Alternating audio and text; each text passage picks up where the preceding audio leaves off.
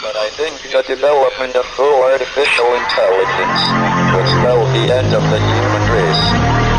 It's a flying object and we don't know what it is. I would hope somebody is checking it out. I don't know if it was a rocket or whatever, but it could be fast, also the direction. It was too fast to be an airplane.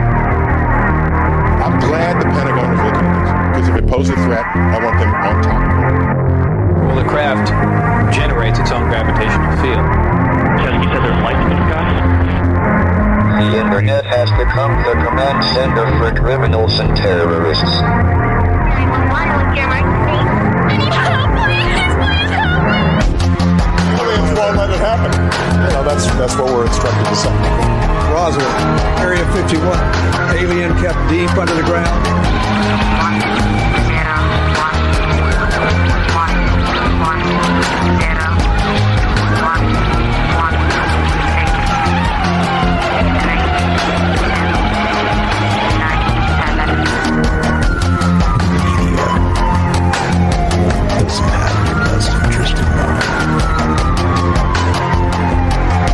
The government is self-serving. You're here for a reason. You're listening to Troubled Minds Radio.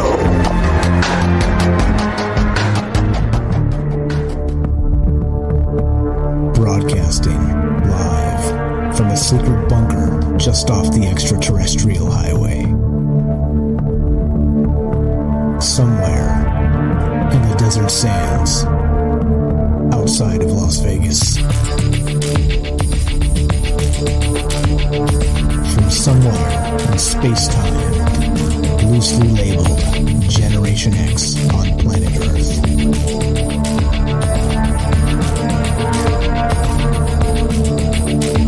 And asking questions of you in earnest into the digital darkness. Good evening and welcome to Troubled Minds Radio. I'm your host, Michael Strange. I'm here with your co-host, Ash, the reptilian from Mars, and we would like to say hello to all of you who may also have troubled minds. What's up, guys? It is Wednesday night, one of the nights we get together and talk about all the things we're not allowed to talk about. You know what they are. Aliens, conspiracy, the paranormal, the government, academia, the 24-hour news cycle, propaganda, and the general feeling that we live in the upside down. This show is live. We are broadcasting live on the Fringe FM. We are streaming live on Facebook, DLive, and YouTube. And we're taking your phone calls. If you want to be part of the show at any point tonight, give us a call at 702-957-1037. That's 702-957-1037. You can also join the Discord at troubledminds.org. There's an additional chat room rolling for the Fringe FM. Join that as well at fringe.fm/chat. You'll get direct invites in both places. And that's what's going on. That's the deal. And we're talking about all kinds of crazy stuff, like we always do. And, of course, let's see if we can get our uplink to Mars. Beep, beep. Earth to Mars. Are you there, Ash? Do you copy? What's happening, buddy? Hello, humans. Can you read me? Loud and clear. Wow, we got a hot uplink to Mars tonight. Good stuff. How are you, man? Pretty good. Just chilling here on Mars. So it's a bit quiet these days. I heard Jeff Bezos. He went back to Earth. So luckily the death slave camps aren't on full force up here on Mars. So just chilling, ready to talk about hot alien fire tonight. Ash back to spit the hot alien fire. What's up, guys? I see all there in the chat. Thanks for showing up. I'll say hi in a little bit here. Okay, so that's what all the things like I described. That's what this show is all about, and we're going to talk about one particular incident that may be cascaded into many different incidents. So again, we're we're doing a little bit more of the from yesterday, continuing some of this conspiracy speculation theater. That's my take. I encourage you to do look into this stuff yourself and make up your own mind. Please remember, I'm not trying to convince anybody one way or the other. Just I think these are good conversations to have. But where shall we begin? Shall we begin with this Eisenhower stuff? What do you think, Ash? Well, currently, to kind of bring it in ground, we are going to go off in left field, but let's start at home plate. Recently, we've had our government confirm UFOs, right? And they've hinted in so many words that it's not of this world. So, the question is, where are them aliens? And why have, if it is true, either they're flying, the government's flying UFOs, which are ours, which are based on aliens, or it's aliens flying UFOs, which I guess are still based on aliens. So, at the end of the day, where are them aliens? And there's been a lot of rumors going around for a long time about what it was, and kind of what happened and why there's secrecy. Well, tonight we're going to explore a theory, a pretty complete theory, if I do say so myself. But at the end of the day, it's up to you guys, what you guys think, and if you think maybe it's plausible. So I guess we could start with the one of the greatest rumors in all of UFOlogy as of alien stuff is the meeting between Eisenhower and the extraterrestrials. You've heard about this one, right, Mike? Yeah, so this is actually one of those ones that it spawns a lot of things, right? So if we go back into the history of ufology just a little bit, everybody remembers probably the shot heard around the world in UFO terms, which was, of course, the crash at Roswell, all right? And that was 1947. It was in a little town outside of Roswell, actually, called Corona, I believe. And it was, again, 1947, and it got a lot of media attention. And everybody knows the story. If you're into UFOs whatsoever, it's probably the great-granddaddy of all UFO stories that really spawned a lot of this mythology. So I think we can start there to kind of fill this out. So just in general terms, to catch people up that aren't aware of the story, right? The background, the framework of the story. The crash happens. Some farmers find it.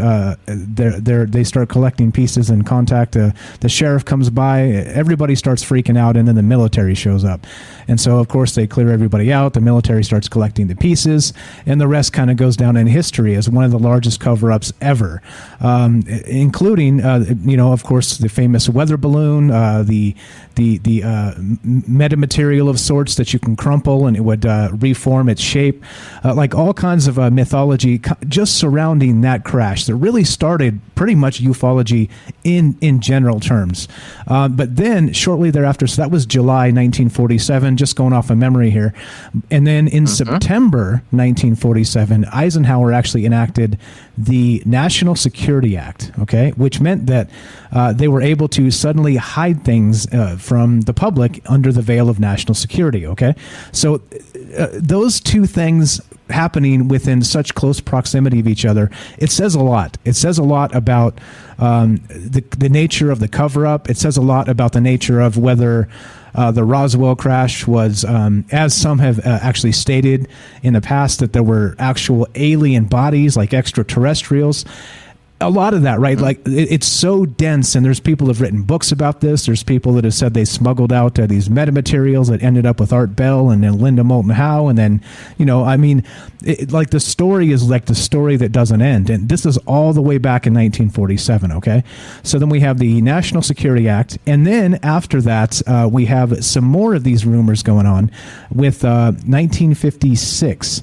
Now, Eisenhower, is it Eisenhower? Maybe I got the first name wrong.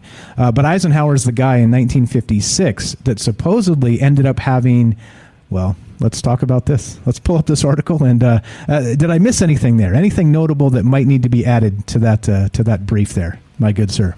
Great. You're so good at this, Mike. You're just the best, But wasn't it like the FBI and the CIA or something was also enacted right around that time too? Like a lot of our intelligence agencies were created somewhere around this kind of time period, and the IRS and all the evils of government. And I guess the idea is that, the American military became into possession of some stuff, and they needed to figure out what this was and shave money away to reverse engineer it. And so that's an important note as we move forward. And so before we move forward, though, I did want to mention that this is I'm going to propose a comprehensive theory. Again, I'm going to say this, that, this is some rumor stuff. This is pretty common. I'm going to go off in left field and speculate hard, right? But I'm going to paint a pretty full picture. And in this picture, I'm going to talk about who are the aliens, what they are, what they met, what they got, what they're doing, and all that stuff. So if you want to kind of take the hint of that maybe juice, tune in tonight, because we're going to really get into it.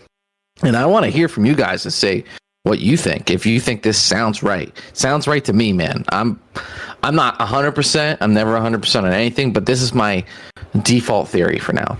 So yeah, moving forward, this happens. And then supposedly Eisenhower, right? So Eisenhower, he has like a dentist appointment, emergency dentist appointment. He disappears for like a day, right? And it's like not on his schedule. And people are like, where the heck did he go?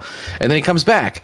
And then these rumors start happening that Eisenhower met with aliens, and it's almost akin to encounters of a third kind. That he snuck away, he met with different extraterrestrial groups, and there was some sort of deal or exchange, primary for technology, and and then kind of like that's the rumors that get out, right? And we've heard that, if you've ever done any rabbit hole YouTube kind of research, YouTube armchair YouTube researcher, you've heard about this. You guys are familiar with this, right? So I know you've heard about this, Mike. Yeah, definitely. Let's backtrack just a sec. So Eisenhower went missing suddenly on the evening of February 20th, 1954. This is straight from UFOinsight.com. I've already linked it to the chats. Good stuff. If you guys aren't aware of this story, it's one of the great granddaddies, basically, that kind of started this whole conspiracy cover-up of aliens, very, very X-Files type stuff. With we're not going to get too deep into the Majestic 12 stuff, but it is all intertwined in this story, which throughout the years, of course, has been, let's say, debunked, right? Just like everything has been basically debunked, because you can always just like you could cherry pick your data and say, yep, look, this is all true. You could also cherry pick the opposite way and say, look, it's all fake, right? So that's where the conversation comes in. Like, what's the reality of these two stories? And I want to point out too, of note, is that there is no doubt whatsoever in my mind, and I don't think this is, if you're listening to this show, it's a conspiracy show, for crying out loud, but I'm pretty damn positive that there is a cover-up, all right, that there has been a cover-up since Roswell, through Project Blue Book, into the modern time, okay? Meaning that what they're covering up, who knows? But there's definitely been some shenanigans being played by the United States government and governments the world over, of course, because, well, there's what they call a truth embargo. That's the fancy 2-bit term that the ufologists use. But they're for sure 100%. I think most of us could probably agree that in some capacity there's been a cover-up from the government to the public regarding crashed saucers, UFOs in the sky, possible alien bodies picked up, and these things, right? I say possible, maybe, I don't know, but there is definitely a cover-up in place. So I want to make that the important part here is the reason we have to speculate on a lot of this stuff is because a lot of this is basically buried in misinformation, buried in propaganda, buried in government-sponsored debunking, which of course Project Blue Book was one of those.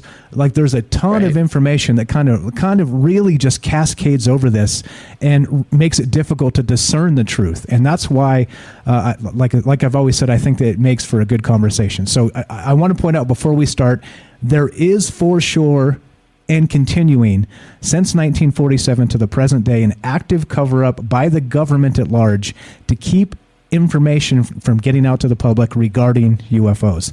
And I'm not going to hedge off that. That is the truth. As far as I'm concerned, I don't do that a lot where I'm like, nope, this is absolute. That for sure is 100%. And the data out there is irrefutable in my opinion, all right? If you disagree, fine. You disagree, fine. But okay, so I just want to put that out there because if we don't, it leaves the door open, right? The cover-up is in full effect. But let's go back to 1954, Eisenhower, right? No. Go ahead. Yes. Jump in there. So between Roswell and the supposed meetings, UFOs flew over the freaking White House, kind of like how you would want that UFOs fly over the White House and then they land on the front lawn, right? But they fly over the White House, and for whatever reason, they have communications. Now, there's this whole story where this guy, he touches an UFO and he gets this download, and the download is they reverse engineered the binary that he got in his head was coordinates, and it was literally like Encounters of a Third Kind. So I suspect Encounters of a Third Kind is a documentary to some degree of what happened. It's the government's way of kind of leaving some sort of bread trail that they can refer to in the future. So this supposed meeting happens. Now, this is where the speculation begins, and I'm going to speculate hard. Wait, we gotta pace this right. If you jump straight into the good stuff, we got hours behind us, man. Let me do this real fast. Let me do this. So this is the infamous thing that started this entire theory that we're going to talk about tonight. So Eisenhower went missing on the evening of February 20th, 1954.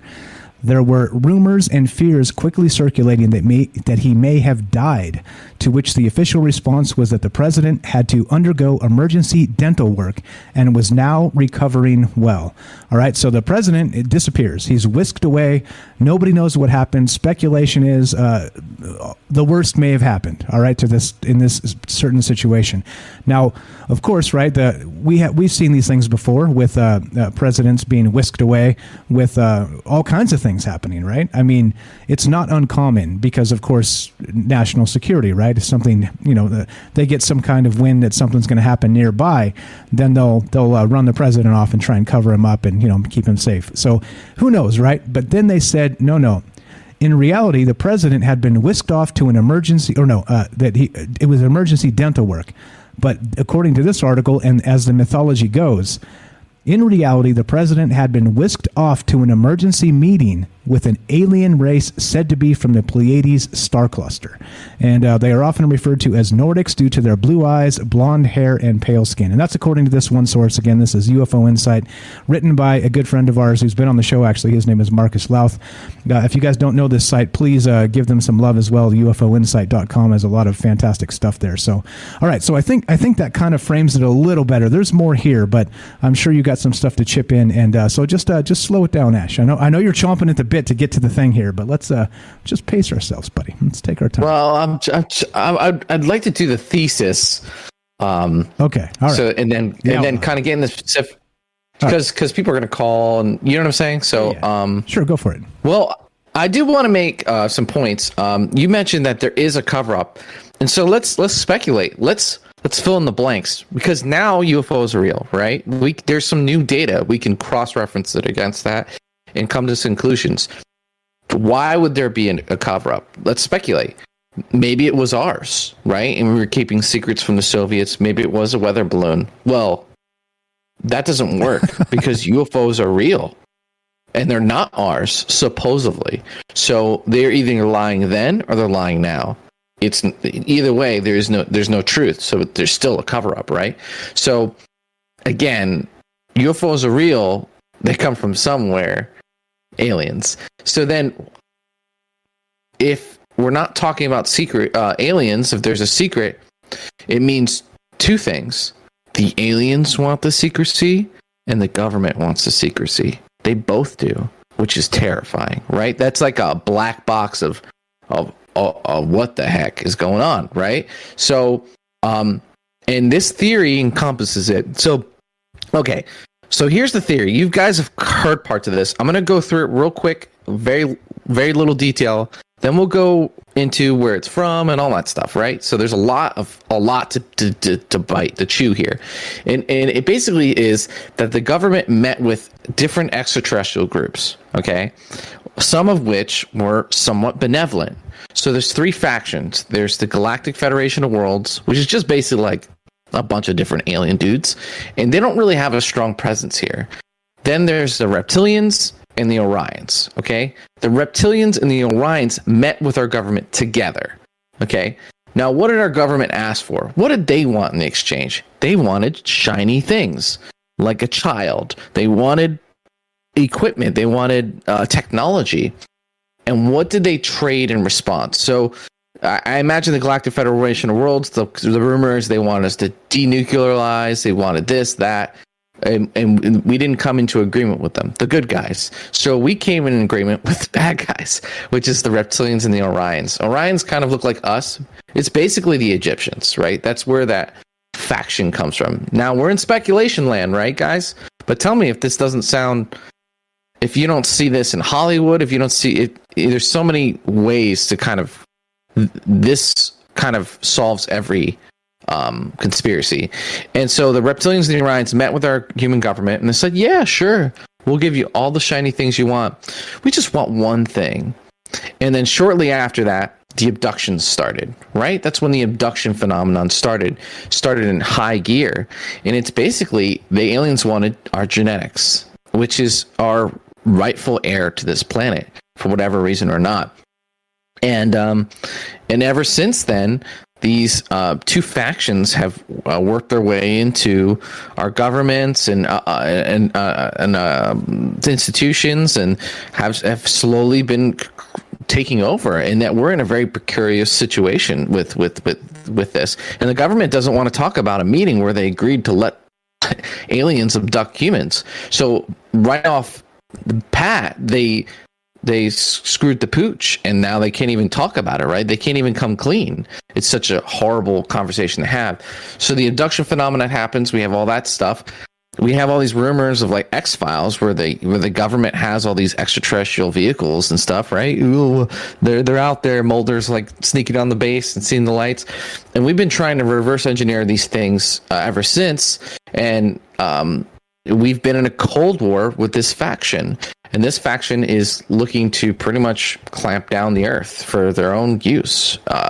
Now we can argue about their intentions, but anyway, yeah, that's the grand theory of it. And yeah, we'll get into how this comes up and stuff like this. But it's kind of a narrative that it's nothing new, right? You've heard something like this before, right, Mike? Yeah. So there's a lot here, and this kind of ties into the work of Dr. David Jacobs, which we've talked about once in a while on this show. And the outline makes sense, okay? And you can kind of weave in Bob Lazar. Like there's a lot of sort of things that corroborate the theory, but again, right? Because of the cover up and because of all the information, the cascade of the debunks and the rebunks and the other bunks, and then the people that believe it hook, line, and sinker no matter what. I don't know. Like again, that's part of the conversation and why we have the conversation in this capacity. But so with all of that, that's the theory. That's the working theory, what we're going with tonight. And as you know, just kind of exploring some of the mythology of the ufology world and trying to figure out what the heck is really going on. So as we finish this up, there's the brief and what the conversation is going to be about tonight. As usual, we'd love to hear from you guys. So if you want to be part of the show at any point, I'm going to put the phone number back up on the stream, and it is this: 702-957-1037. That's 702-957-1037. And we're talking about the Eisenhower meeting, supposedly with the extraterrestrials, and how it cascaded from there. We go Roswell, Eisenhower, ETs, and then off the rails after that. So we're going to be talking about that, maybe exploring some of that mythology, and again, looking to hear from you. If you want to be part of the show, troubledminds.org is the official website. Click the Discord link, join us there. Phone number is right on top of the website. You can't miss it. That's 702-957-1037. I'm Michael Strange. This is Ash the Reptilian from Mars.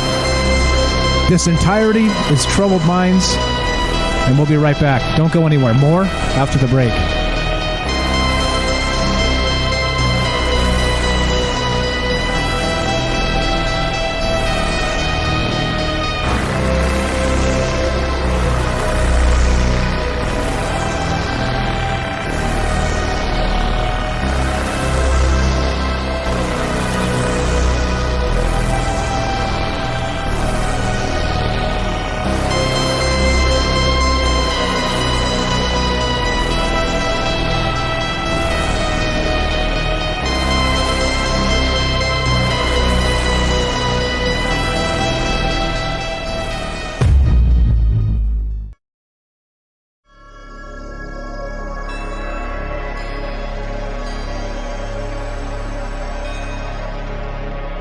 Welcome back to Troubled Minds.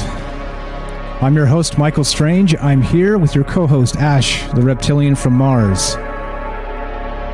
We are streaming on Facebook, YouTube, and DLive. We are broadcasting live on the Fringe FM. And we're taking your phone calls tonight. If you want to be part of the show at any point, give us a call at 702-957-1037. That's 702-957-1037. Join the Discord at troubleminds.org and also at fringe.fm/chat. I'm watching them both. And we're talking about a possible deal with extraterrestrials. And, of course, looking to hear from you. Do you believe this stuff? And, you know, we're going back into the mythology, to the deep mythology, back to the 1947 days and beyond, from Roswell to the supposed meeting with extraterrestrials and Eisenhower and the rest of that. And that's what's on deck. So welcome back, Ash. Are you there? Testing 1, 2. Uplink to Mars in full effect, I hope. Uplink successful. Nice. I'm here. Nice. All right. So anything to add there? So part of the mythology of basically UFOs forever and the cover up and all the rest of that, and then we're kind of looking at possibly what is called Dr. Michael Salla. I know a lot of people raise their eyebrows and shake their head when you bring up his name, but he actually talks about exopolitics, meaning that politics between terrestrial entities, Earth governments, and then those politics matching up and being considered and negotiated with extraterrestrials of sorts. So as sort of the conversation, I guess we could throw that into the mix. We're kind of talking exopolitics tonight, aren't we? Yeah. I guess it's interesting. Exopolitics, is potentially a thing, right? Where if there are extraterrestrials, there's anything other than what we know, humans, right? Even interdimensional, whatever. There's decisions and stuff to be made. But, the common factor is that we're left out of them. We are, these conversations, these meetings are happening in deep, dark, underground bases or just, in secret. And I think these, Alonzo and these guys are pushing for disclosure.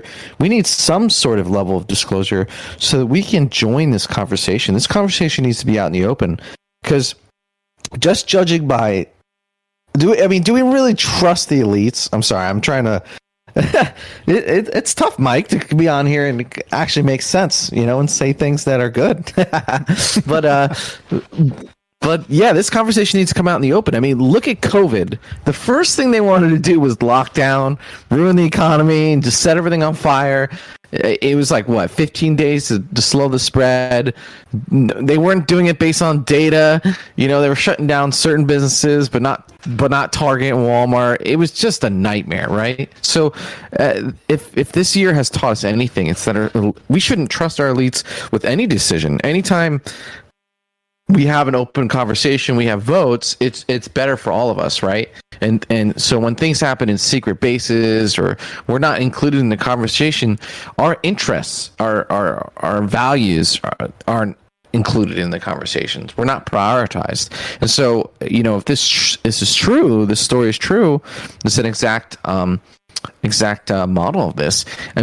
This little story, it just really explains everything. Explains how our elites are behaving, how everything happened, how they're behaving, why the government keeps it a secret, what's going on in the world these days. There's all these rumors that these extraterrestrial entities are dictating policy to our government, and you can kind of see that. You kind of see where we're kind of heading. We're heading toward this dystopian technological future where Biden just passed the thing where look, I don't want to get political, right? Lefty righty, exopolitical, interpolitical, but there was just a thing passed where they said that white supremacy is a domestic terrorism thing. And look, I don't care about that stuff, but I know where that's going to go. That's going to go where if you have a difference of opinion, they can come after you, right? And they're creating that. They're working with these with tech to implement these things. The exact thing that we've all been scared of, the Big Brother. Google was known, their policy was, what was it? It was like, don't be the bad guy, don't be evil, because they knew the power that they had. Well, I mean, you only got to be evil. You only got to be evil once. You only got to do it once, and it's just too alluring. And you see, you kind of see where we're kind of heading. What's that guy's name? What's the guy I talk about a lot? He wrote that book. David Nolan. He talks about that in his book. Richard Nolan. Richard Nolan. He talks about this in his book where humanity's... Dolan. You're killing me. Richard Dolan. There we go. Jax Murphy. Got it. Richard Dolan. I'm terrible with names. Absolutely terrible. That's okay. But Richard Dolan... But I'm here to keep us straight. But sorry, go ahead. Thank you. You got some notes there. Yeah. He talks about in his book that we are of interest now because we are becoming a global society and we have this infrastructure available that we can pivot in a variety of different directions from here on. And another reason, right, to have this conversation out in the open. Look, UFOs are real. We only got to take one more step. We're there. Like, let's just start the conversation now. And let's say it was all BS. There was no aliens. Cool. Well, that's fine. It was placebo, right? Let's say it is true. Let's say these things are happening. How many steps do you think it's going to take? How many more years do you think until you can't do anything about it? Right? That's kind of like what worries me. That's a good question. I think there's that big movement on on Twitter. They call themselves UFO Twitter, and there's a lot of people out there on Facebook. There's groups and there's Reddit and there's lots of communities that have gotten together and are kind of pushing for this actual disclosure and demanding answers from the government. And I think that's part of this. I think it's important, right? It's important to kind of be able to talk about these things and not fight with each other, for crying out loud. Like it's fine if you're.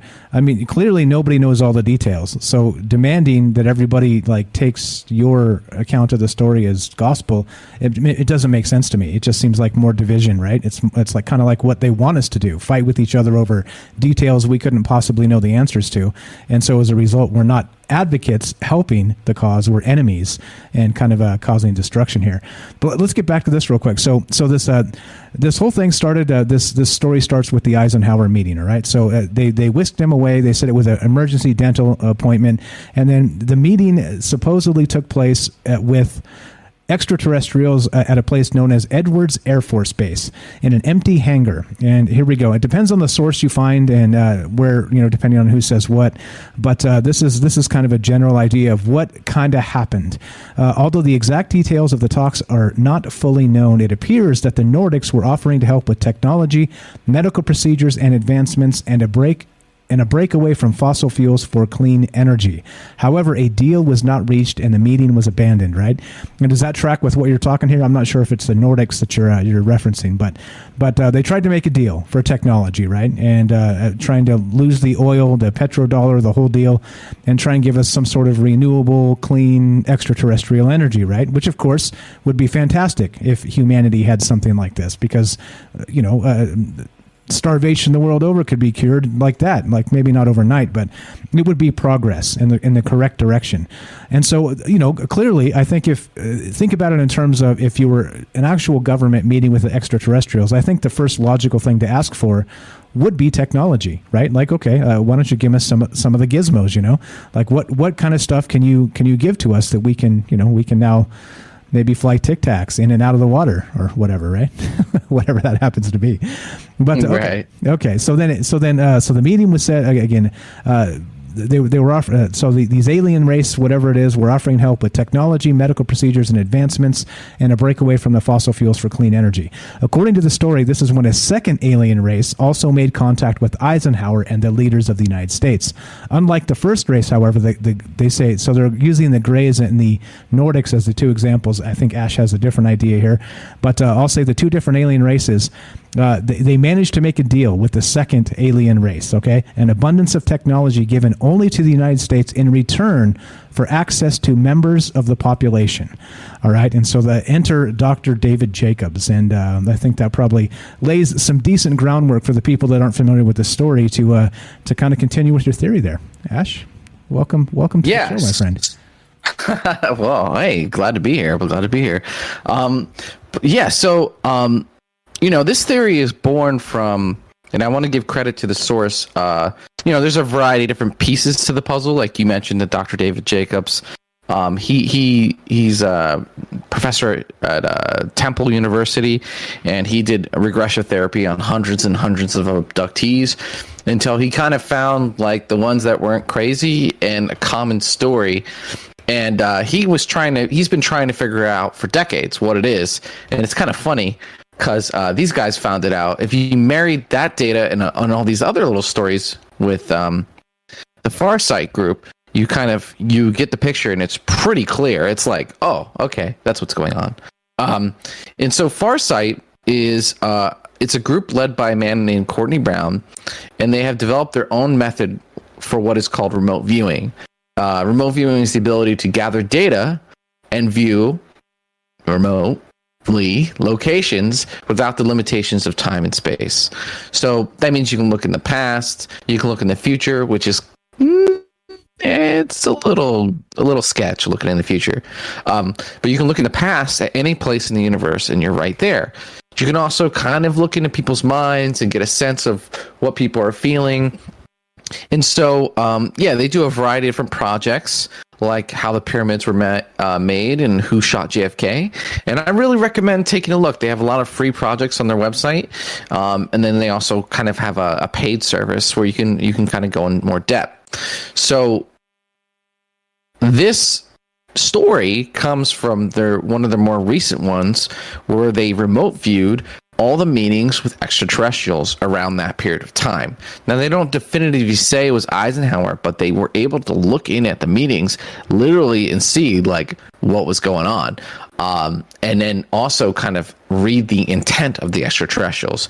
So it's very similar to that story where they initially meet with a sort of gray being, maybe some robe figures, basically like potentially, I don't know, Ashtar, Galactic Command, I don't know, but it's supposed to be the what do you call it, the Galactic Federation of Worlds, which is more of a democracy sort of oriented culture and collection of extraterrestrials.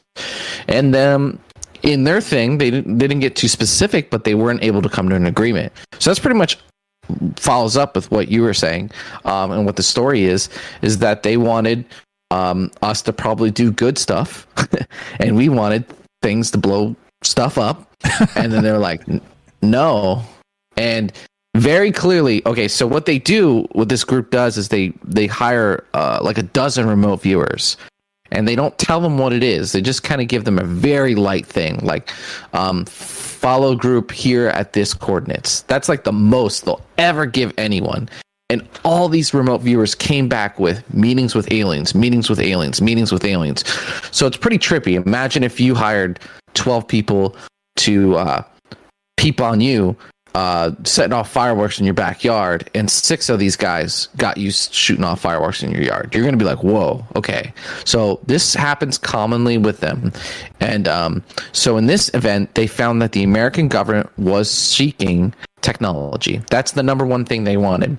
And they were willing to make a deal almost at any expense for that, except probably disarming or anything, like I said, anything actually good. So they had the meeting with the first extraterrestrials. It didn't go well. And unfortunately, probably one of the most important moments and decisions in history, they decided to have meetings with other extraterrestrial groups. Now, there's 2 more factions that deal with this planet, and they even explored those 2 factions that aren't exactly, they don't like each other. In fact, they hate each other, but they're currently allies because they're powerful enough together to resist other extraterrestrial groups. And that's the Reptilians and the Orions. Now, the Orions, I don't know. I think they're like literally like humans. If you've ever seen, what's that movie? What's that movie with Channing Tatum? And they're in space. Mila Kunis. You know what I'm talking about? I have no idea. Ascending Jupiter. Jupiter Ascending? Something like that. That movie is basically about, yeah. So anyway, check out that movie.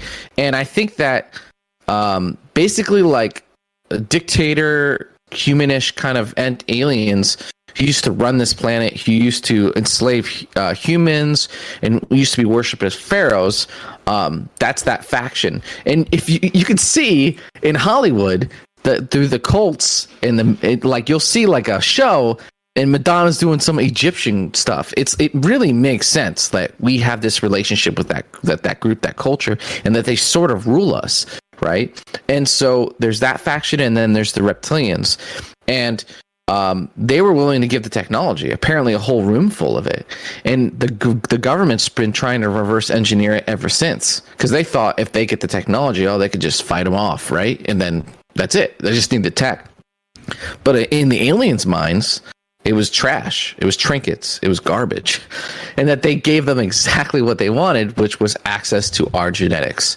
And with Dr. David Jacobs, and with the rest of their data, and if you talk to any abductee, it was a genetics program to basically have access to us. And we've earned the right to live here. But viruses and all this stuff, I mean, look at COVID. Can you imagine if COVID, like some alien came down here and caught COVID? It's done, right? Like, it's kind of like a War of the Worlds where they can't live here. Well, if they have access to our DNA and we let them, it is. And they found that literally right after the meeting, okay, meeting's done. All these UFOs show up and they just bombard the planet and they start taking people and abducting. And so potentially the government made a deal with these jerk ETs to abduct you and your family and everyone across the world in exchange for them to get some stuff. And it's a pretty good reason. I wouldn't want that to get out if I was the government. Why it's been a secret ever since. And Yeah, so if you're just joining us, we're discussing the supposed meeting with President Eisenhower back in 1954. And so now just in brief, just a quick recap. So Eisenhower supposedly met with a few different alien races and was working on a deal of sorts. And they say, even in this article right here from UFO Insight, again, like I said, you guys will have my sources. I got plenty of sources here. I'll throw them out. And if they're bunk, they're bunk, right? It is what it is. But we're kind of discussing the theory as if this stuff was true. And so if Eisenhower met with multiple extraterrestrial races basically in the height of the Cold War, right? So 1947 was just after the end of World War II, and that's when Roswell happened, the initial Roswell crash. And then 1954 is shortly after that, and we're having a meeting with the United States government and some sort of extraterrestrial race, or multiple races even. So the pressure would have been on that if you didn't think of it in terms of this. Now back to the exopolitics for just a second, and then actually even being able to point them to a terrestrial part of geopolitics, meaning that if Eisenhower didn't make a deal, let's say he was like, no, forget it, I'm not comfortable with any of this. Then who, of course, if the aliens are looking to broker a deal, who would they go to next, right? So Germany is in ruins. The Axis powers have completely been defeated, and probably the next largest superpower at that point would have been the Soviet Union. And so as a result, right, I think, and it states it in this article as well, that the people that believe this happened say that Eisenhower was actually pressured into making a deal here, because if he knew that if he didn't, they would immediately, the alien factions, whoever they were, would immediately try and make the same deal or a similar deal with the Soviet Union, which of course would have upended everything, because, well, then we have Stalin flying UFOs, right? or whatever that looks like. So I don't know. That's where we're at tonight, and that's what we're discussing. Like I said, we're agnostic on this. This is not at least I'll speak for myself. I'm agnostic on this, meaning that I don't know. This is in the mythology of UFOs and the cover-ups and all the things that have happened, and it gets kind of kicked around in conspiracy circles. And some say it's a bunch of bogus, and some say this is legit and real and it absolutely happened. But again, it doesn't matter what we think. It matters what you think. In the end, that's all that matters, because we live in a world with this hyper reality, right? Where sometimes it's difficult anymore in the world of mass media media to tell the difference between fact and fiction when we're just bombarded with these things constantly. And I think it might be part of the plan to kind of the disinformation campaigns to maybe throw us off trails like this. If you sprinkle some truth in there and then say a bunch of other BS, it makes it really difficult to figure out what the hell happened, right? So anyway, there's kind of the recap and where we're at, but we got a couple minutes before break, so let's wind it down and load up for the next one. Ash, go ahead, sir. No, I mean, that's a good point. You can try and cover up the secret, right? But it's tough because it'll eventually get out. And these rumors got out.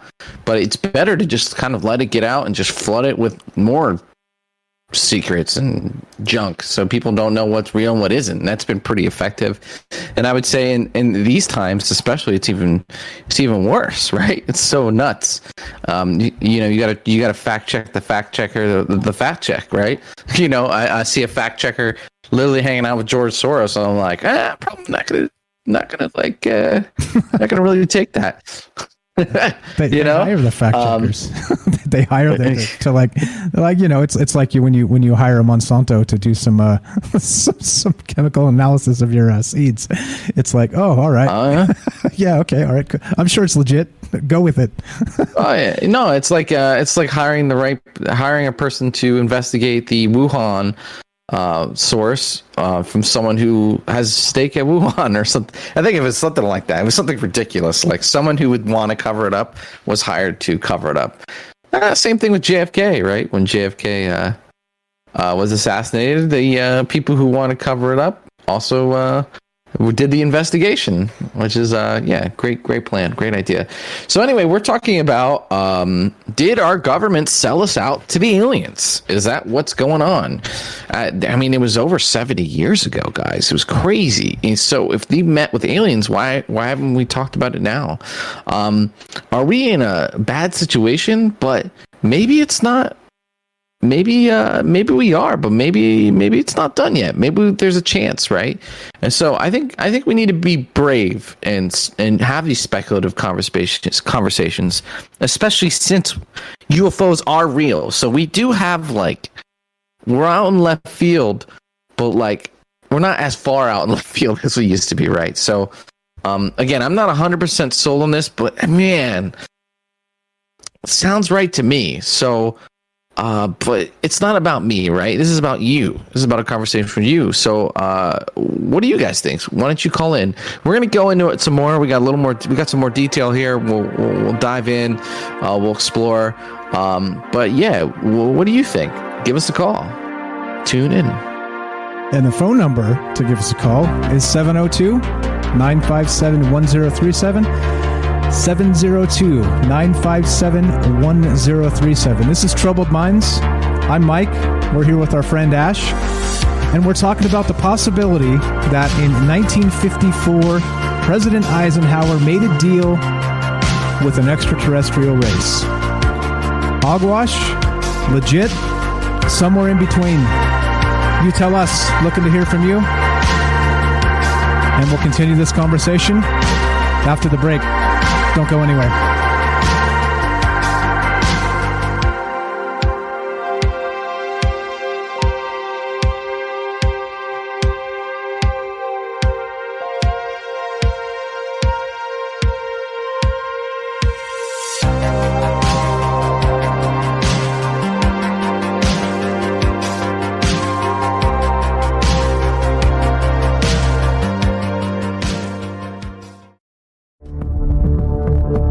Broadcasting live from a secret bunker just off the extraterrestrial highway. Somewhere in the desert sands outside of Las Vegas.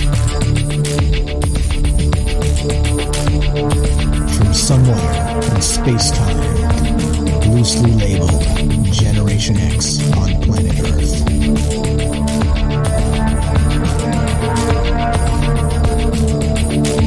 And asking questions of you in earnest into the digital darkness. Good evening and welcome to Troubled Minds Radio. I'm your host, host, Michael Strange, and I am here with your co-host, Ash, the reptilian from Mars. And hello to all of you who may also have troubled minds. This show is about all the things we're not allowed to talk about. You know what those things are? Aliens, conspiracy, the paranormal, the government, academia, the 24-hour news cycle, propaganda, and the general feeling that we live in the upside down. This show is live. This show is always live, and we're taking your phone calls. We're streaming on YouTube, Facebook, and DLive. We are broadcasting live on the Fringe FM. If you want to be part of the show, give us a call at 702-957-1037. That's 702-957-1037. You can also join the Discord at troubledminds.org. It's the official website for this show. And click the Discord link. It'll give you a direct invite. Also, please join the Fringe FM chat. The Discord for there.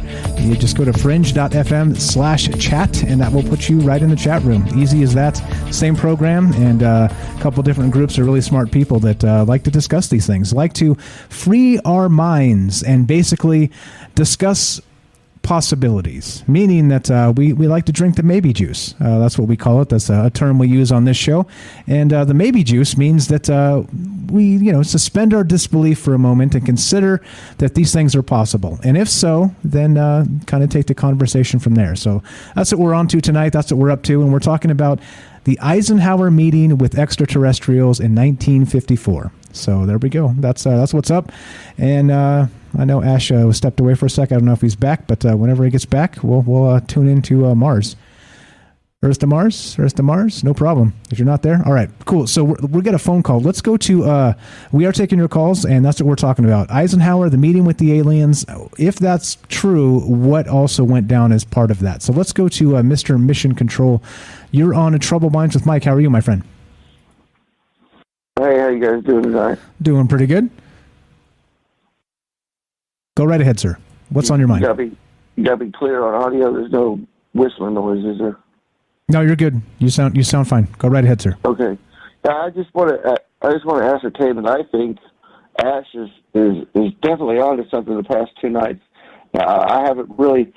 I really don't have the time to go over everybody's work on YouTube. There's so many people that are interesting, but I tell him I will tune into his channel more. I did subscribe and look over it and watch a couple things, but I think there are very many of us that have these hunches and premonitions or remote views, if you call it that, about things that are happening or have been happening in our lifetime. Us that are around 30 to 40 to 50, even up in the 60s. Well, these World War II guys, in fact, my grandpa, they knew what was going on, and they wouldn't talk about it. They would not talk about it. Getting stuff out of my grandpa was like squeezing a dried lemon, for the water. It wasn't happening unless you got in the right situation, Well, these guys didn't divulge much. Now, there's typical storytellers like myself, just go on and on forever. But I think Ash is really onto something, especially last night when he said that we are in like a backwoods, so remote, or it's like the local population, they don't recognize us as being a threat at all. And I think he's correct. We are not a threat. I think when everyone wakes up to what's really going on, what I think is really going on, what Ash thinks is going on, there's going to be mass panic because there's nothing you can do about it. When people can't do something about something, certain individuals lose it, dude. Lose it. Yeah, so, okay. Start doing anything from Gotcha. Gotcha. We don't have to say it. Implied. All right. So, okay. So hold on though. So what do you mean? Are you saying that you believe that the extraterrestrials are in charge? This meeting did happen, and there was a deal made with an extraterrestrial race. Is that what you're saying?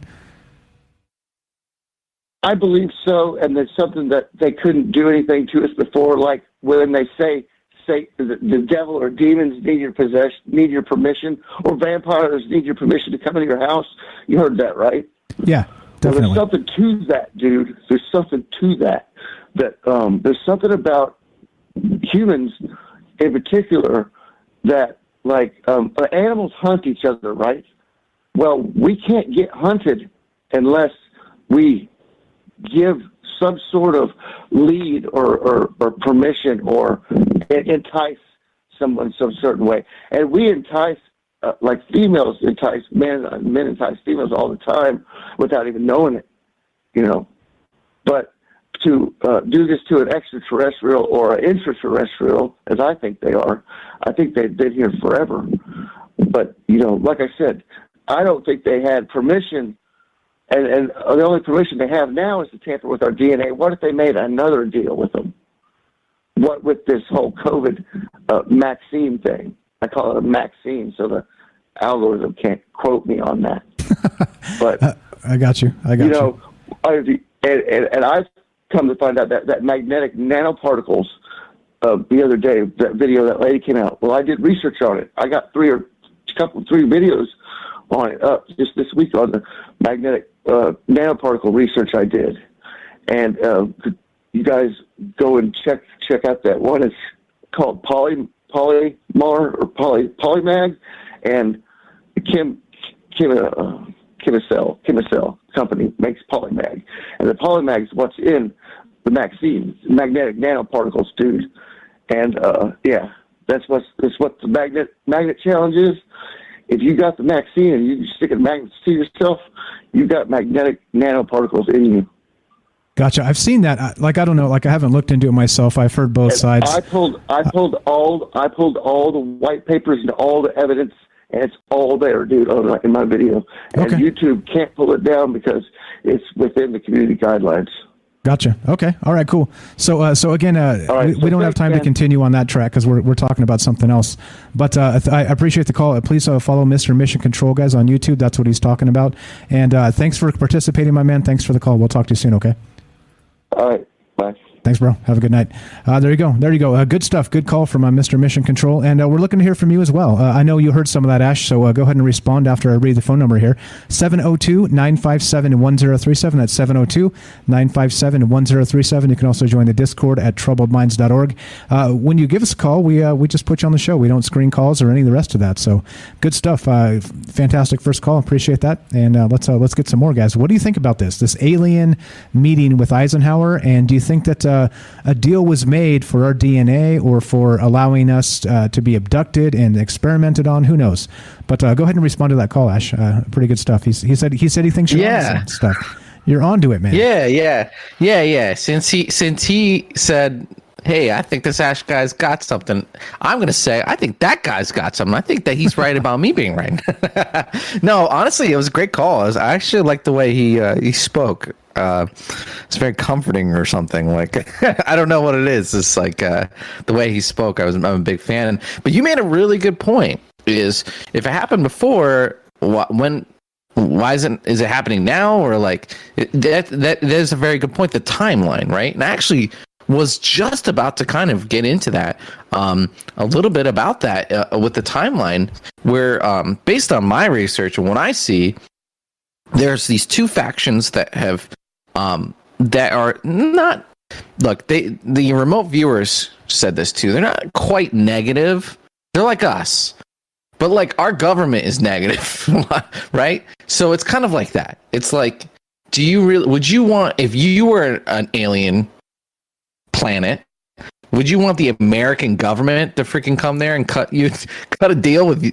You know what I mean? With your leaders? No. So it's the same thing, right? It's like sociopaths of all races. So the Orions, these are the two factions that supposedly cut a deal with Eisenhower, and this is based on the remote viewing data, which I really recommend you take a look. You go through, you soak in a bunch of episodes. They're called Farsight, farsight.org.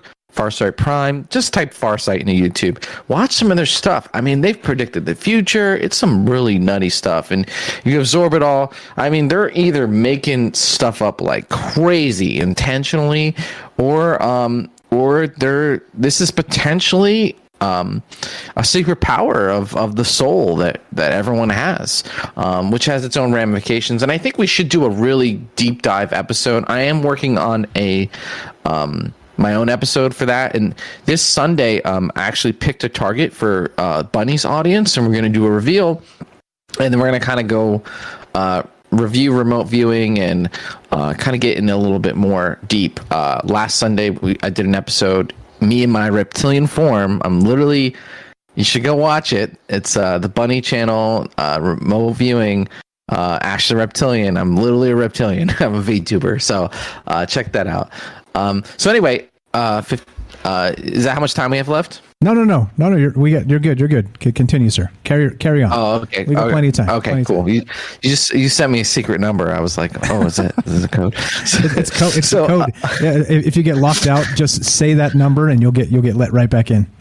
Okay. Yeah. Cool. Yeah. All right. I always wondered if you like say the right thing, like aliens come and just grab you. Like, if you just say the right thing, it's like, oh, there it is. Okay, so here's my proposed timeline, guys. Okay, here we're still speculating, all right? But this is based on my research. The Orions and the Reptilians used to openly rule on this planet. They used to just mess with this planet. And that at some point, a third faction, probably the Galactic Federation of Worlds, said, cut it out. You can't do that anymore. And now there are rules. There are laws. Right? And that just like any nation or anything, it changes over time, and laws and policy changes, right? So these factions used to rule us and abuse us.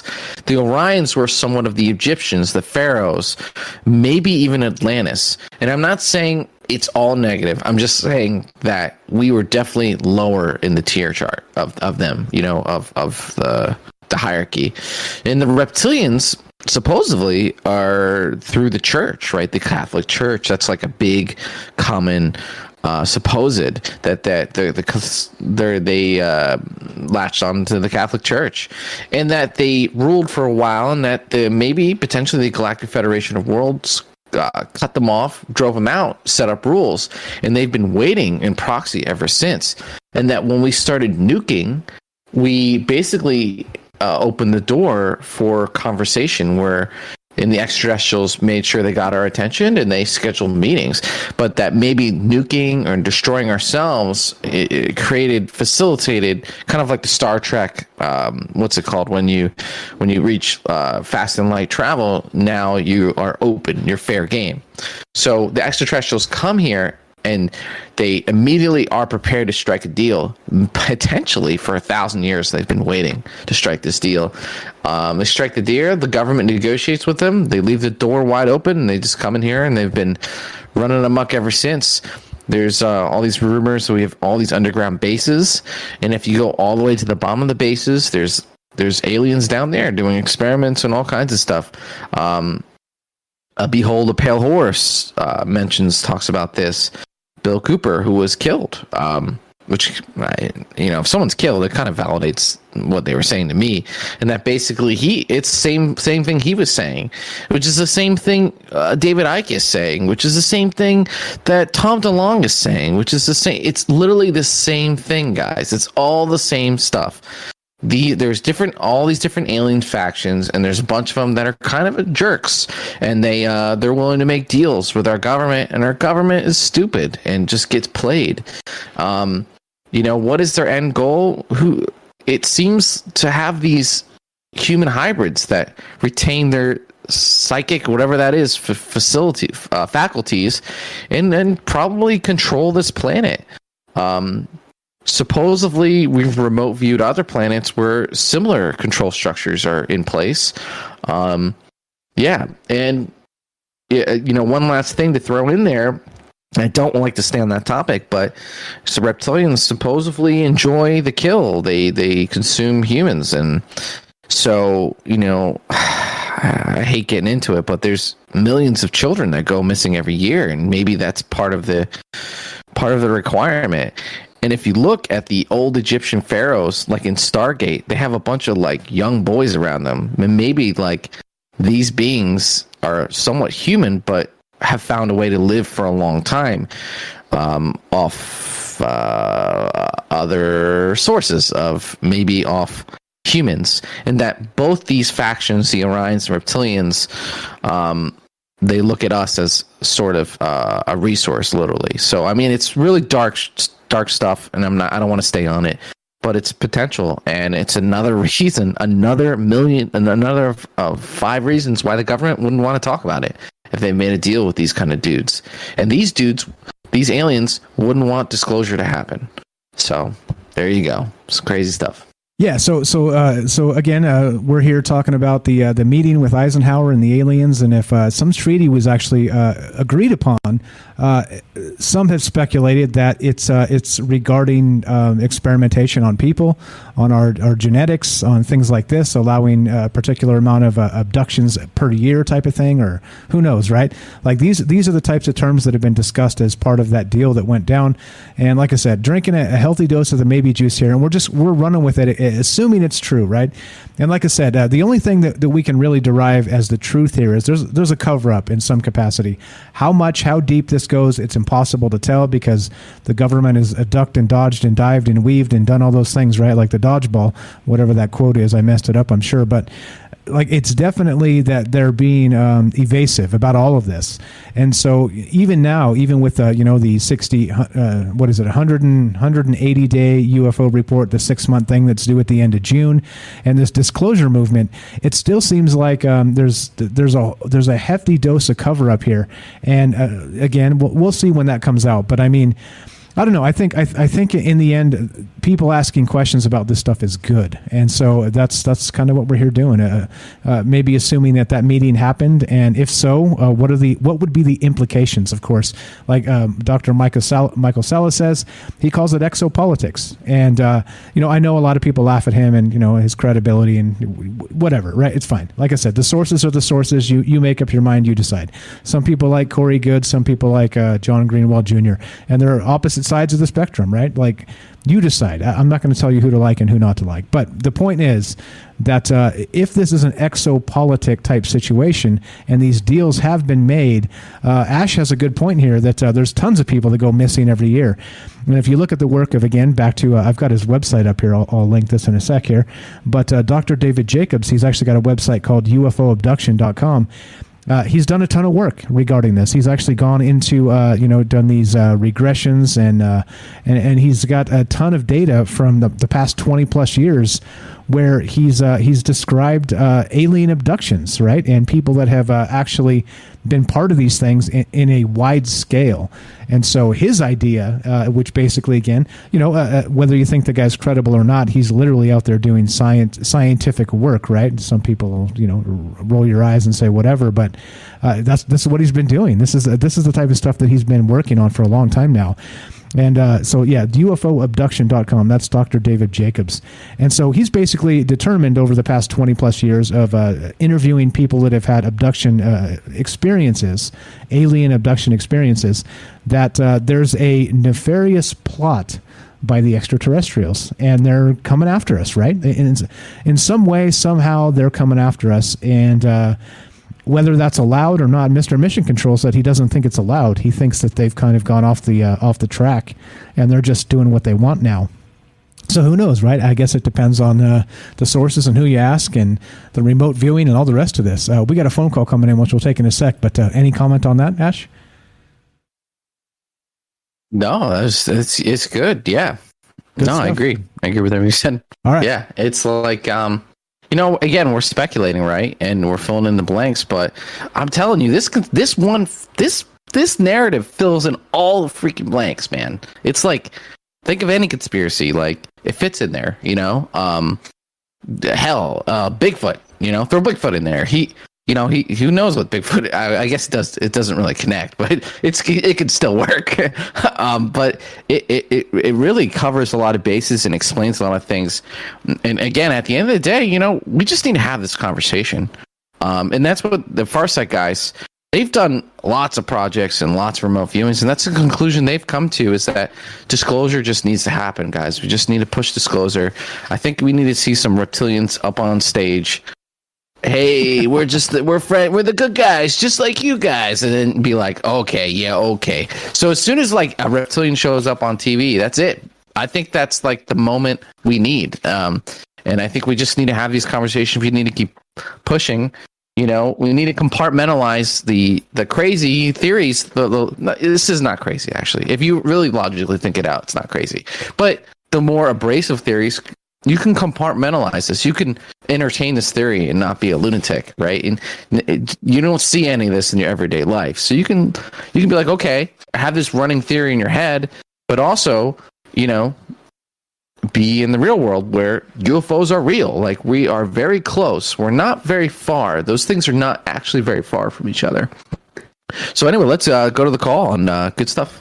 We're actually Beechwood. Hang tight. We got a break coming up, so I don't want to cut you off. So we'll go to Beechwood right after the break. Okay.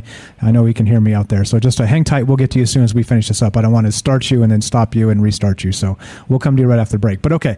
So point being, that's what we're talking about tonight. If you're just joining us, I know people come in and out of the radio thing, and listen in kind of pieces as they're cooking dinner or working in the garage or whatever it is you're doing. So if you're just joining us, we're talking about the possibility that Eisenhower made a deal with the aliens, right? It's some sort of alien race. I've got some sources I've linked up here if you guys want to read more about this. And as you know, we on this show we drink the maybe juice, meaning that we speculate as if this stuff happened, and kind of go down that conspiracy rabbit hole of, okay, if this happened, then what are the implications of that?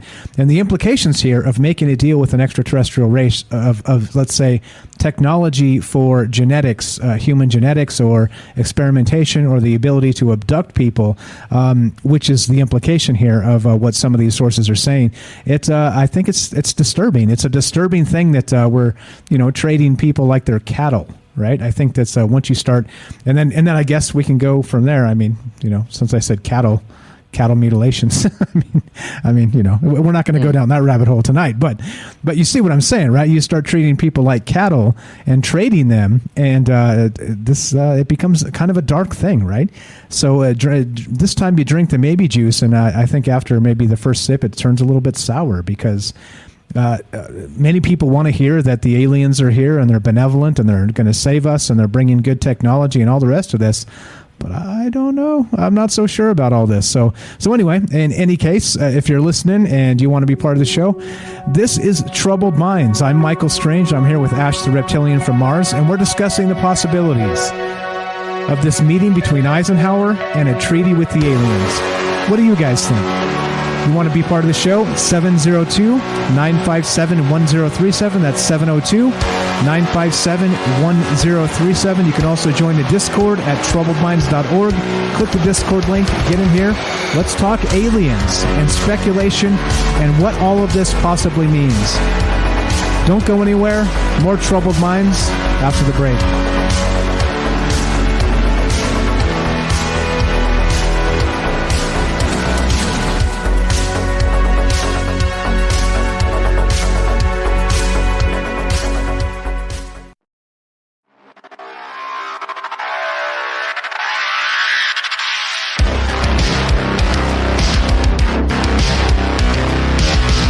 Welcome back to Troubled Minds. I'm your host, Michael Strange. I'm here with your co-host, Ash, the Reptilian from Mars. And we are streaming on Facebook, DLive, and YouTube. And we're broadcasting live on the Fringe FM. We're taking your phone calls tonight. We are discussing the supposed treaty between Eisenhower and an alien race. Mythology, folklore, fiction, hogwash, somewhere in between. Looking to hear from you if you want to be part of the show tonight. 702-957-1037. That's 702-957-1037. And we've got a phone call on deck. Let's go to Ash first, and then we'll go straight to the phone call. Ash, welcome back, Earth to Mars. Tune in, Mars. I'm here. All right. I'm here, humans. Do not fret. I will rule, and you will not have to make any decisions. Nice. Just let me slide in those human DMs and just take your mind and take over. Yeah, the brainwash DM going on. All right, so anything to add to that? Add to the questions, or we got Beechwood on the phone. I'll let you decide. Yeah, we're talking about has our government made incompetent decisions behind behind the scenes, fact. But have they made those incompetent decisions with extraterrestrials? Do they have agreements? Do they have these things? We talked about this narrative that they did, and they exchanged people for technology, and ever since, who knows what kind of relationship they've had, and it's been at the detriment of us, the people. And that's kind of what we're talking about right now, right? And maybe that's we're taking the maybe juice. Maybe that's what's going on. So let's go to Beechwood. Let's see what he thinks, right? We want to hear what you guys think. Are we stupid? Are we stupid or what? What do you guys think? So let's hear what Beechwood has to say. That way. But okay, let's go to Beechwood. You stupid or what? Come on. Let's go to Beechwood in Massachusetts. What's up, my friend? You're on Troubled Minds with Mike and Ash. How are you? Hey, what's up, man? I'm doing awesome. It's a good show. I like Ash's point about the technology that they may be trading us could just be, junk to them, trinkets. But the point I wanted to point out that if there was a meeting and there was a deal, then it shows that the human race has some sort of significance to them, or is can pose a threat, or is, equal to them. Because if it wasn't, then there just wouldn't be a deal. Like, when we look at,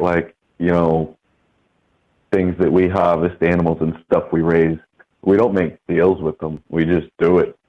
So the fact that there was communication and they want to make a deal, it shows that we, have a dog in the fight, if you want to say, not just insignificant.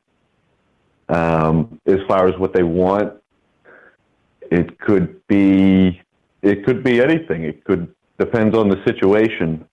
But I noticed, human beings, have you ever noticed the extent we go to for things that are considered like delicacies? Like we go, things that are rare and expensive, like food. We go to extreme lengths for stuff like that. It could be something as simple as that. There could be something here that they like, and or it may not be. Like we don't know. Is it like going to the grocery store for them? This is too good. So, wait. Actual politics involved. So you're saying it's possible that humans are a galactic delicacy of sorts? That's what you're saying. I love it, man. I love it. We have a lot of emotion. We, in our genetics, we have all this emotion and this drive, and we seek satisfaction. And it just naturally feels good. We describe things as feeling good and bad. Maybe that could be desired. Maybe instead of having that sense, they have telepathy, a different sense. But it's still a 5-sense reality. But just something like that. But just the fact that if there was communication, it means that we're not just, we have a chance, or we mean something. But that's all I really had about that. I've heard the Eisenhower story. It's a good story. A lot of weird stuff has happened at the White House, though.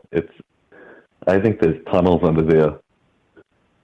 But that's it, man. Good show. Appreciate it, man. So you think, what do you think the possibility is that this is true, the Eisenhower story?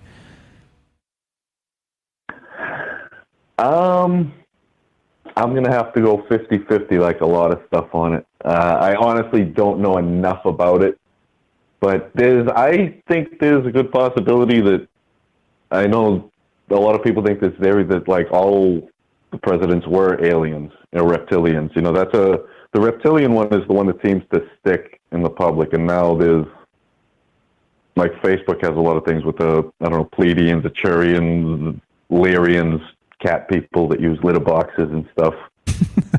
I don't know. All right, I'll take 50-50 as a legit answer, man. You don't know. It means let's see some more evidence before we can fully decide. I like that. I like that you're open to more, and I appreciate the call, my friend. This is Beechwood from Massachusetts. Have a fantastic night. You too, man. Talk to you later. Thanks, bro. Talk to you soon. There we go. Takes on that, Ash. What about the intergalactic delicacy? I thought that was a great point. Maybe that's maybe that's what we are.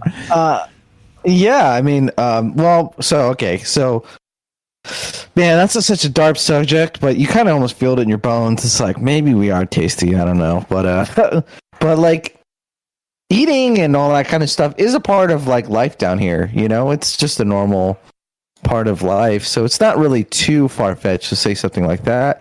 It might be the case. So maybe we are. You know, as a reptilian myself, I prefer a little human sometimes. You know, so it could be pretty scrumptious. But yeah, good point. Like, why even have the meeting?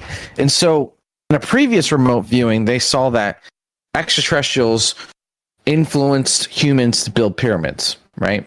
And that at some point another extraterrestrial group came in and just blew the crap out of the whole site and basically stopped it. So potentially maybe there was a lawlessness. Maybe there's laws, galactic law of what you can and can't do.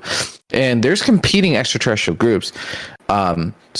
When they remote viewed the extraterrestrial groups, all the extraterrestrial groups were telling humans not to meet with the other extraterrestrial groups. They're like, hey man, like we can figure something out, but just don't meet with those guys. And then they're like, oh, don't meet with those guys, you know? So yeah, maybe there's some sort of like fairness clause or whatever where you know, they're trying to establish a long-term relationship. And I imagine territory and all this stuff is huge. But, you know, at the end of the day, we don't know because, like, we're kept out of these conversations. We're kept out of this knowledge. We wouldn't know. And maybe our presidents didn't really know either. And so when they made these deals, they, like, were stupid, right? They, like, they basically didn't have the information they need to make the deals. But that is a good point. It is interesting to even make a deal, right? If they're that powerful and that strong, why even make a deal? Another reason is maybe, like you said, delicacy. Maybe there's a whole workforce, a whole planet of potential resources. And I don't just mean like yum, yum, yum. I just mean like them building stuff and doing things.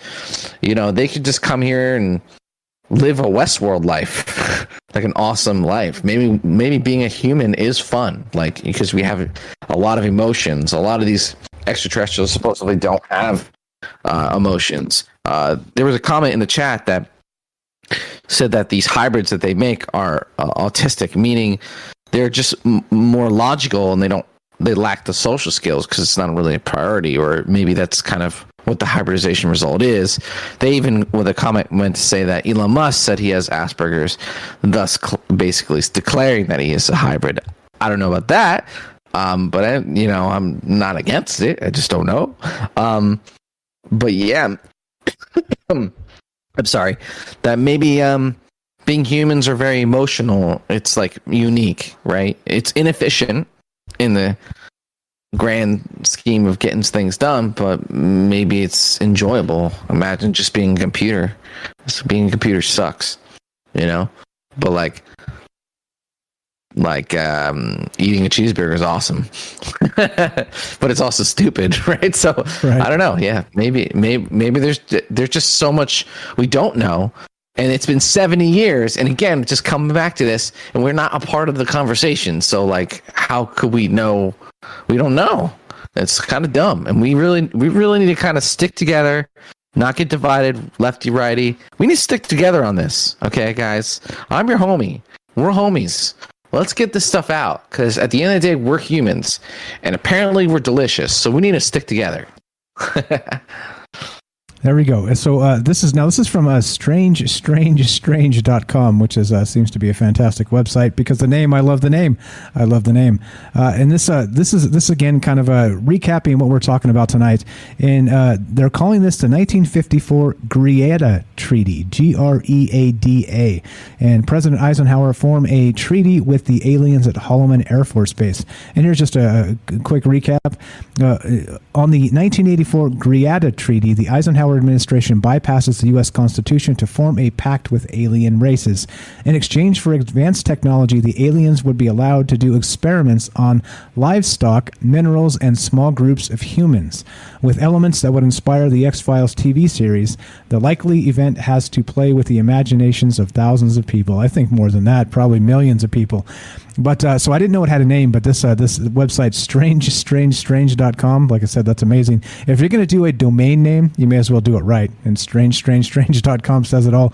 But you ever heard of the Greada Treaty? That's the first time I was kind of looking tonight, before we started, and looking to see what this treaty was, and the trading, like they said, Earth resources, possibly cattle and humans for technology of sorts. But Greada Treaty, never heard that before.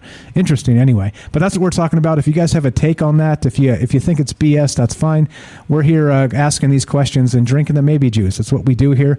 And as I like to call it, it's a little bit of a conspiracy speculation theater.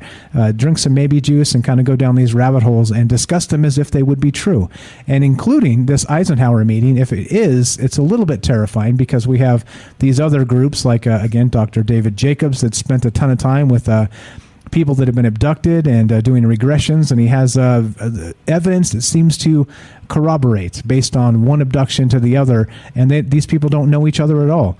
So that kind of makes you nervous when guys like that are saying that there's an agenda, and it's not a good one. And that's what we're looking at here is, what do you think about this? If you want to be part of the show, we're taking your phone calls at 702-957-1037. That's 702-957-1037. If you don't like the long distance, because that is a Las Vegas area code, you can click the Discord link at troubledminds.org and join the show on Discord. That's how Ash and I are doing the show right now. We're on Discord, as a matter of fact. So you can also be on the show that way. International folks, if you don't like the long distance, Discord is completely free. But okay, so anything to add to that? So the treaty, technology, maybe allowing the alien presence to abduct people, or do you think, as Mr. Mission Control said, maybe the deal didn't include that and they're doing it anyway? What do you think about that? I think that if we're dealing with it's like an advanced extraterrestrial species, I think that they're going to have the high ground, Anakin.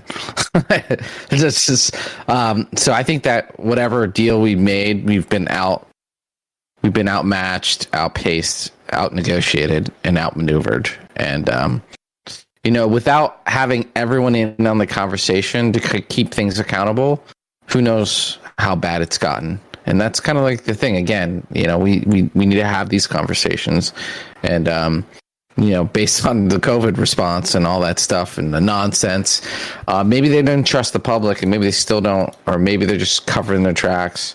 But it's definitely possible that it's not good. Talk to me, Mike. What did Tom DeLonge and them say?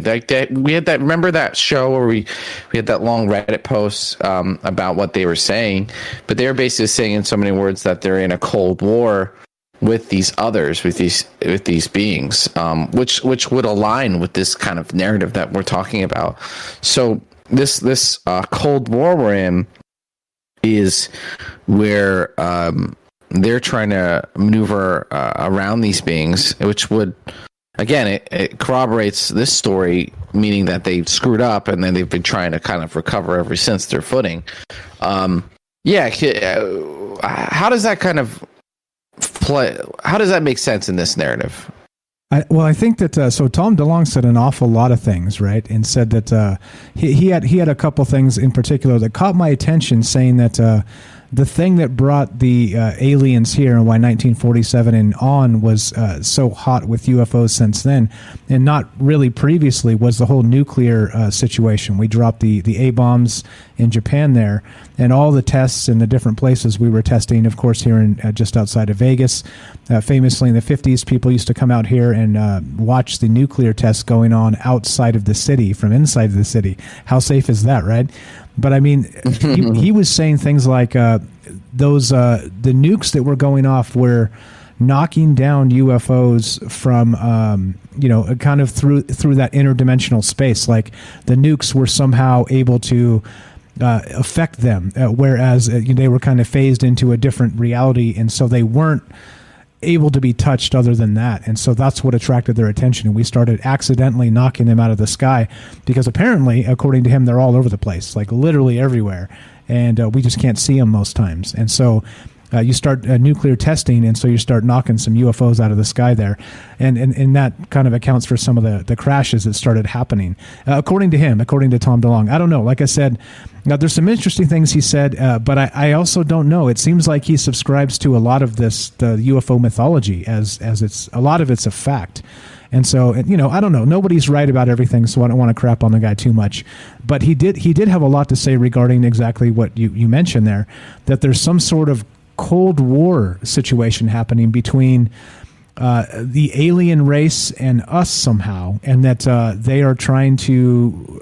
I can't remember exactly what it was, but they were trying to achieve something from us, and we're trying to get something from them. And I think you're right. He did call them the others, right? Which is just bizarre as hell.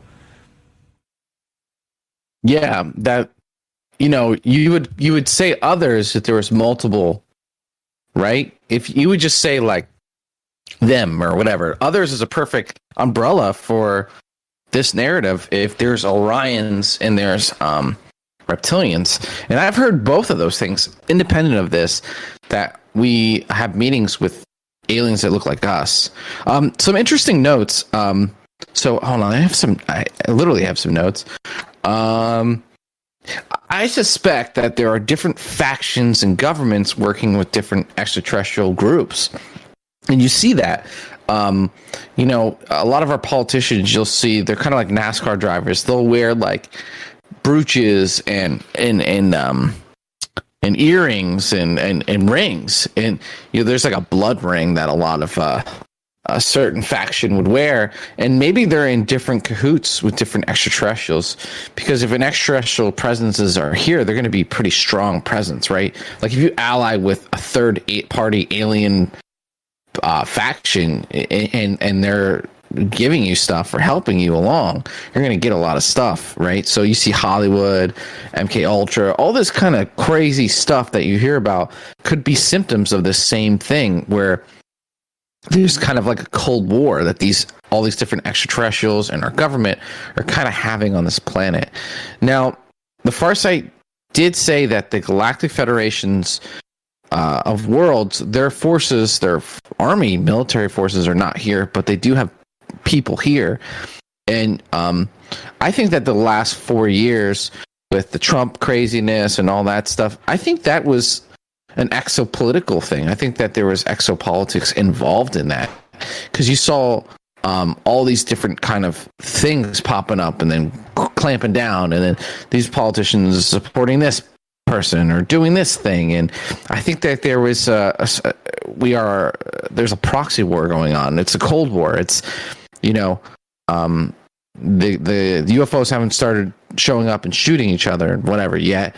They're kind of trying to do it legally or politically. There's got to be galactic law, otherwise it would just be we'd all be dead. Right? There's got to be a rule or something, or we'd all be dead. Or, you would hope so. And I think maybe that's part of it, is that if again, like I said, we're drinking the maybe juice tonight heavily, which is apparently this color. In the stream, if you're watching the stream, that's the maybe juice color, which looks suspiciously like whiskey. but anyway, good. It is. It's delicious. But wait, weird. I have some of that too. That's crazy. Nice. Oh, okay. They do that. Yeah, I'm pretty deep in the maybe juice. Like if you haven't been listening. Nice. Yeah, go ahead. So you got to expect that if an alien race is here trying to do some sort of treaty with humans, you got to expect that there's some sort of maybe a hierarchy out there in the cosmos as well, right? Meaning that there's been agreements achieved before. And I know it sounds very, very out there, very Star Trek, very like not the universe we're told we live in, but it is a wide world after all, as they say. And of course, you take that to a universal scale, and there could be a ton of things happening that we have no idea. I mean, you got to consider that, of course, all the basic stuff that aliens, the technology they would have. I think it would be. I mean, we can basically cloak things now here, right? I mean, we have cloaking technology here. It's not ubiquitous yet. I mean, you can't just turn on the cloaking device on your Tesla yet and just make it, the color of the road type thing. But I mean, it's coming. Like, we're close to that probably in the next 100 years of it becoming like a technology everybody has. So if we have that now, I have no doubt they can fly around with impunity, making no sound, being invisible as they want. And so that kind of begs the question, and some other questions, where we're headed with this, because it means that if we see UFOs and they are of alien origin, let's say, they are showing themselves to us, right? So we got like a minute left. So let's finish this up. Your thoughts on the end of this and where this is headed, Ash? Yeah, at the end of the day, I'm like you. I'm in the dark, right? We don't really know. Our government doesn't think, for whatever reason, thinks that we should be included on this conversation and have these conversations. But we can do that here on Troubled Minds. I'm your co-host for tonight. I'm Ash, Reptilian from Mars. I'm here every Wednesday, and usually I try to talk about aliens. So if you like to talk this conversation, tune in on Wednesdays, where we talk about things like, like tonight's topic. Did our government sell us out to aliens, right? Are there these conversations? And as the media picks up more on UFOs and kind of stuff like that, we've seen a tremendous uptick, and I think that this is only going to continue. So if you're here now, you're early on that hot fire conversation, man. It's cool now, okay, guys? It's not crazy. It's not weird. It's cool. So thank you for tuning in. I appreciate you guys listening to me. Again, I'm Ash Reptilian from Mars. I have my own YouTube channel. Check me out. I like to hop on Bunny's channel. You can check her out in the Discord and my link, and I'll be there this Sunday in my live reptilian form. You can also see me in my reptilian form on my YouTube channel, and I talk about aliens and remote viewings and pyramids, kind of like tonight. So if you like tonight's topic, you'll like my YouTube channel. There you go. Thank you. Yeah. And that goes for the rest of us. So this is Troubled Minds. I'm Michael Strange. I'm here with Ash the Reptilian from Mars. We do this show Tuesday, Wednesday, Thursday at 7 p.m. Pacific. Come say hi. Tomorrow night, 7 p.m., we'll be doing it again on DLive, Facebook, YouTube, and the Fringe FM. At the end of it, if you're listening on Fringe, stay tuned for Joe Rook Lighting the Void. If you're listening on DLive, YouTube, or Facebook, stay tuned for a third hour of Troubled Minds. Be sure, be strong, be true. Thanks for listening. From our Troubled Minds to yours, have a great night.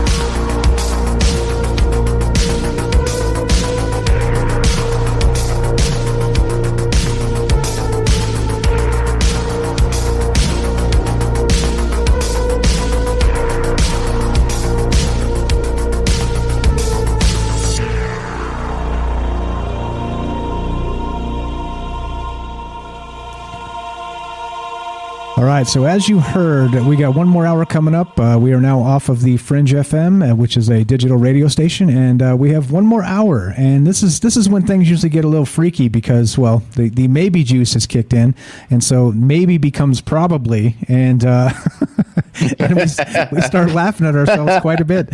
So 2-minute break, quick 2-minute break, and we have a third hour with Ash and myself. This is Troubled Minds, and we're still talking about the Eisenhower thing, the treaties. What do you guys think about this? Again, like, I don't know. Like, to me, like, I want to see more evidence. I want to see some of this, some of these secret documents that probably exist, right, at some point, and I just don't know. So we'll talk about it. Like I said, like we're drinking maybe juice, and we'll.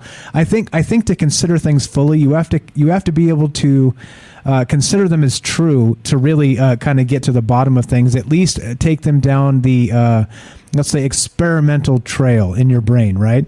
And so if you like draw the line and say, nope, that could never be true, you could be missing considerations that's, well, could be frightening. It could be world changing. So that's kind of what we do here. Anything to add real quick before we take a quick break there, Ash? 2-minute break coming up, guys. And 1 more hour of Troubled Minds. No, I can say fuck now, right? Yeah. You could also start cursing because we're off the radio now. So there you go. Yeah, do that. That's the most important thing to me. That's all. And that's it. All right. That's all I got to add. 2-minute break. We will be right back. Top off your maybe juice, hit the restroom, put the kids to bed, grab some popcorn. We will be right back with more Troubled Minds and more maybe juice conversation. Be right back.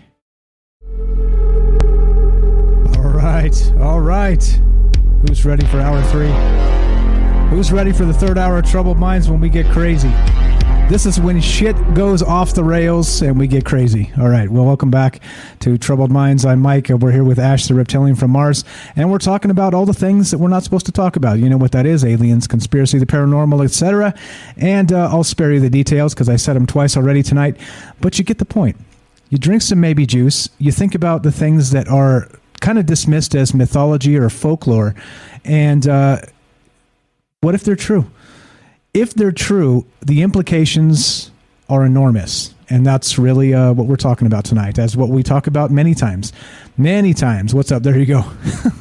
Woo-woo is an actual cocktail, says Hell in the Hell 21 in the chat there.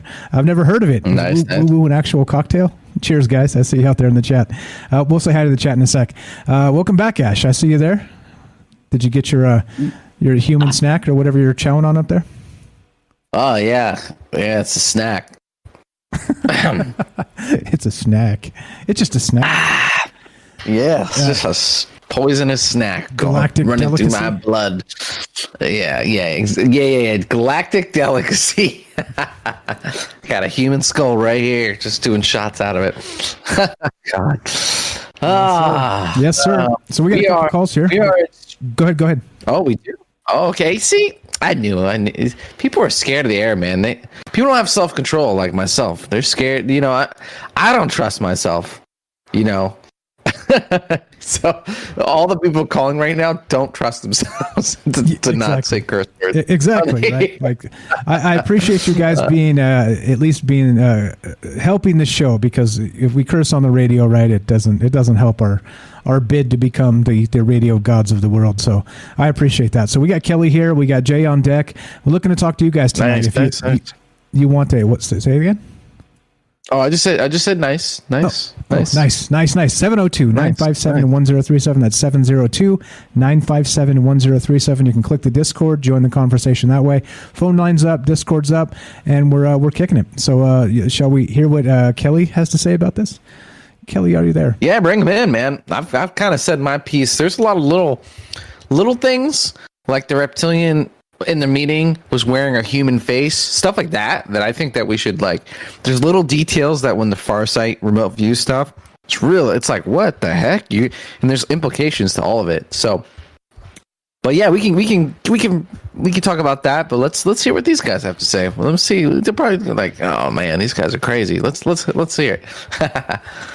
There we go. What's up, Kelly? Earth and Mars to Kelly. Are you there? Testing 1 2.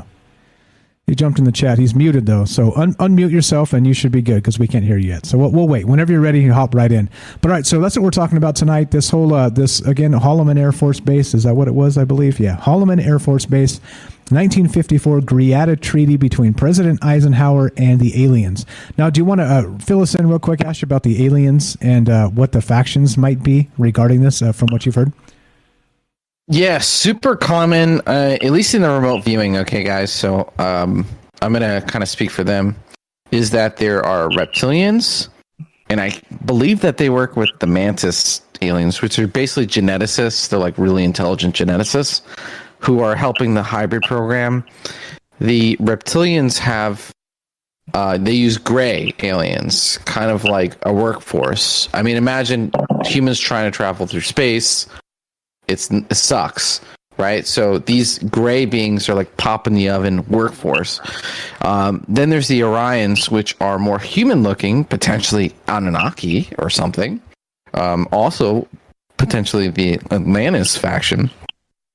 But there's an Egyptian feel to them.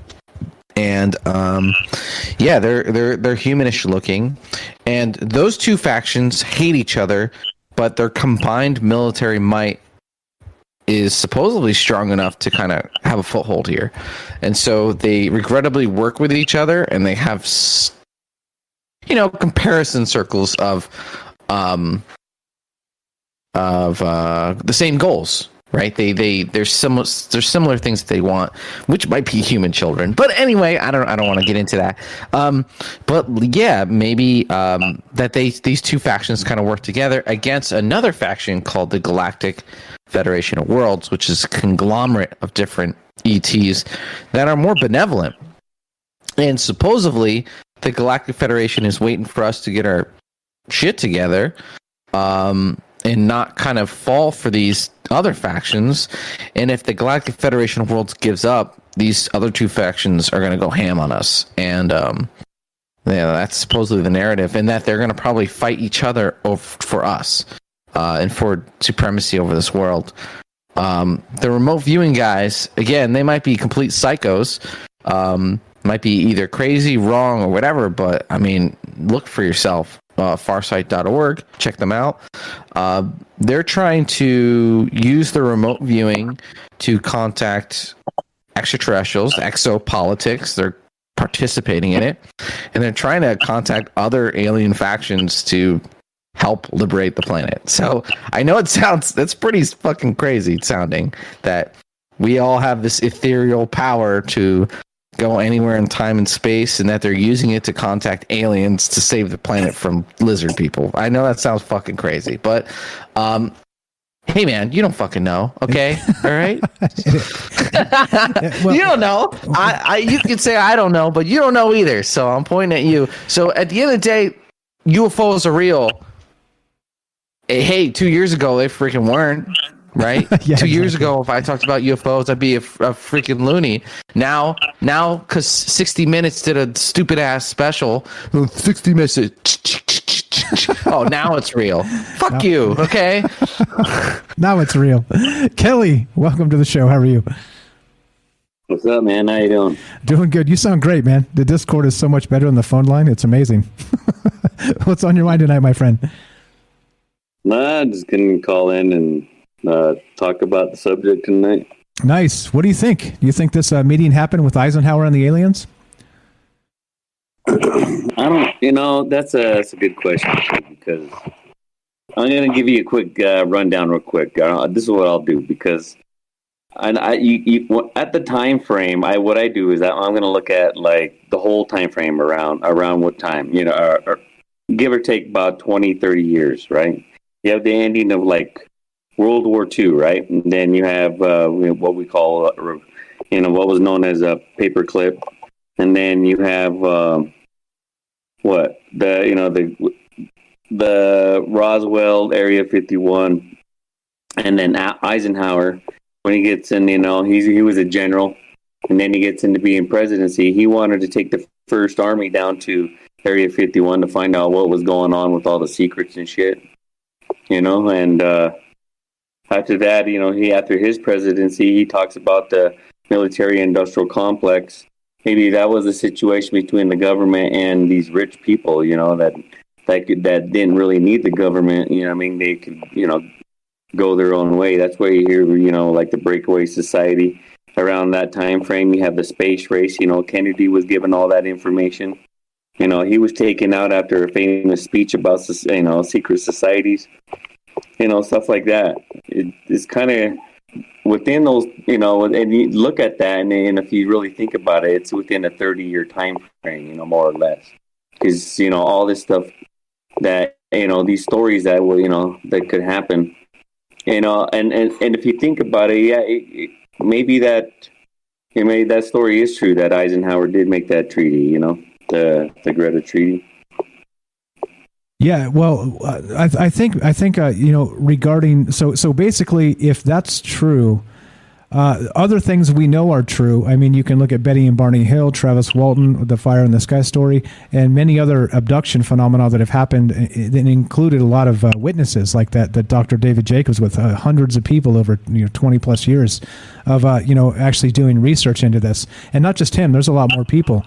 So, I mean, I think that seems to be real enough, in my opinion, that people have been abducted of sorts, right, in different capacities maybe. But if that's the case and that's really happening, I think if you go backwards from there, assuming that's true, I don't think it's that hard to assume that maybe contact was made prior to that happening, right? Or, you know what I mean? Like if one thing's true, the other thing isn't that big of a stretch, is it?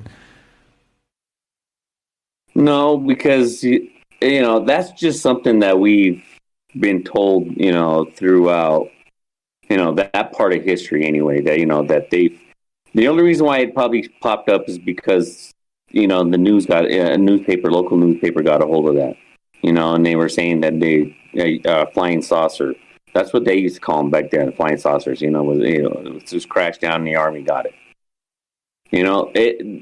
That's the type of journalism that was actually happening and that used to get out, because they everybody back then wanted to get information out, what was going on, because, you're still thinking that after World War II, there's still, you never know what the hell, people were still on edge, So, I don't know, man.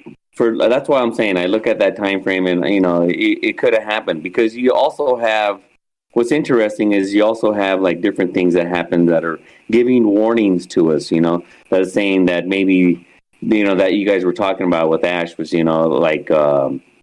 people, others, people, telling us, hey, we meet this one race, and they're promising one thing. That's the story that, they promised us one thing, technology, but then we gave up, them to whatever. And one of the things we're including humans, testing or whatnot. But the story also goes is that they didn't even, they didn't held up their end of the bargain. They pushed it too far. That's where you see, or even stories or even pictures. You still have them too. Not only cattle mutilations, but like human mutilations. Stories and stuff like that. So I don't know. Did we or did we not? And how far does it go anyway?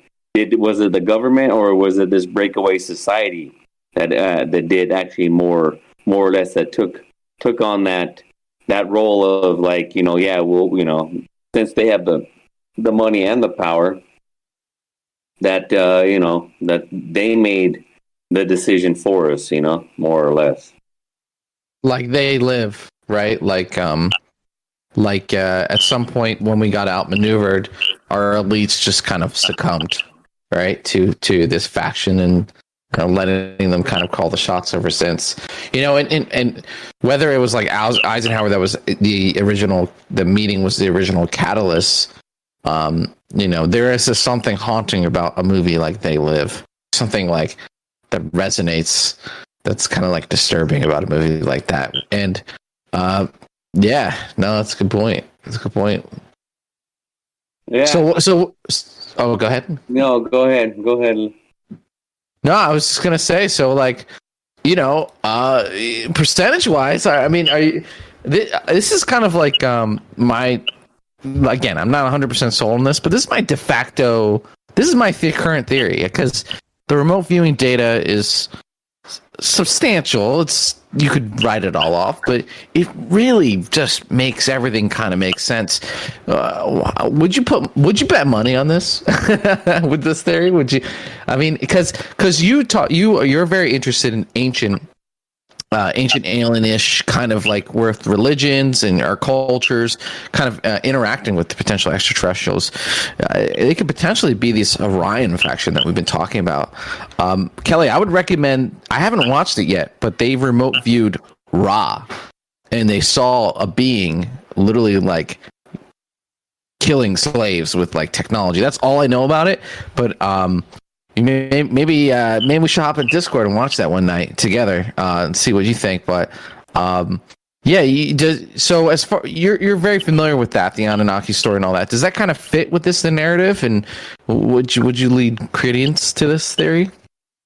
Well, Yeah, because again, if this is some of the stuff that, like, some people have theories that were, you have the Orions because the buildings that were made from the Orion belt, like all the pyramids, the different, from like Mexico to Egypt and stuff like that. But for me, that could be one. You also have a lot of things that that lead to. For me, it'd be the reptilian race, and that's because, again, the reptilian race is an ancient race that's known throughout the galaxies. They're actually, from some of the stuff that I researched, is that they're one of the ones that are actually, they've been around. Not only them, but like the Draconan race. I guess they're upper echelons or whatnot. But yeah, they're one of the older races throughout the galaxies, and there's kind of like, they go to planets, and that's where they would probably be at, would be underground, or, they would probably adjust the planet so they could, be able to live. Maybe that's what they're doing here on this planet. But I don't know, man, to bring it down all the way even to the Anunnaki, even like that, there, of course, if you're rolling a planet, right, and, you have these beings that you created, right? And they were first a working class, and then, you try to wipe them out one time with the deluge or whatnot, or like some kind of flooding, or at least most of them, right? Something that was not, they didn't want, like the creation of like giants and stuff.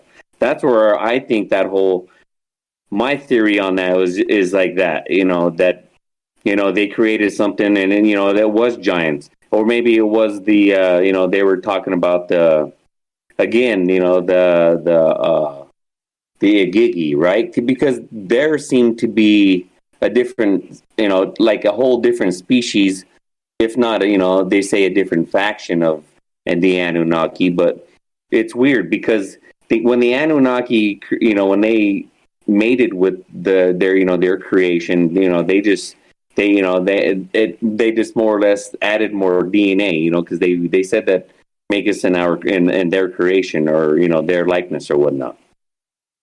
But the Igigi, when they did it, there was an abomination, right? That's where you hit the fallen angels. They taught us all this, the ways of, like, the stars, the makeup for women and all this other stuff. But they made it like it was the bad thing that we gained knowledge. But that's all they did, is seem like that's all it was. And if you look at the whole thing about Satan or whatever, anything, if you look at the ancient words for that, it's like he's the light bringer, or the something that has to do with, something that's bringing, the light or knowledge or whatever.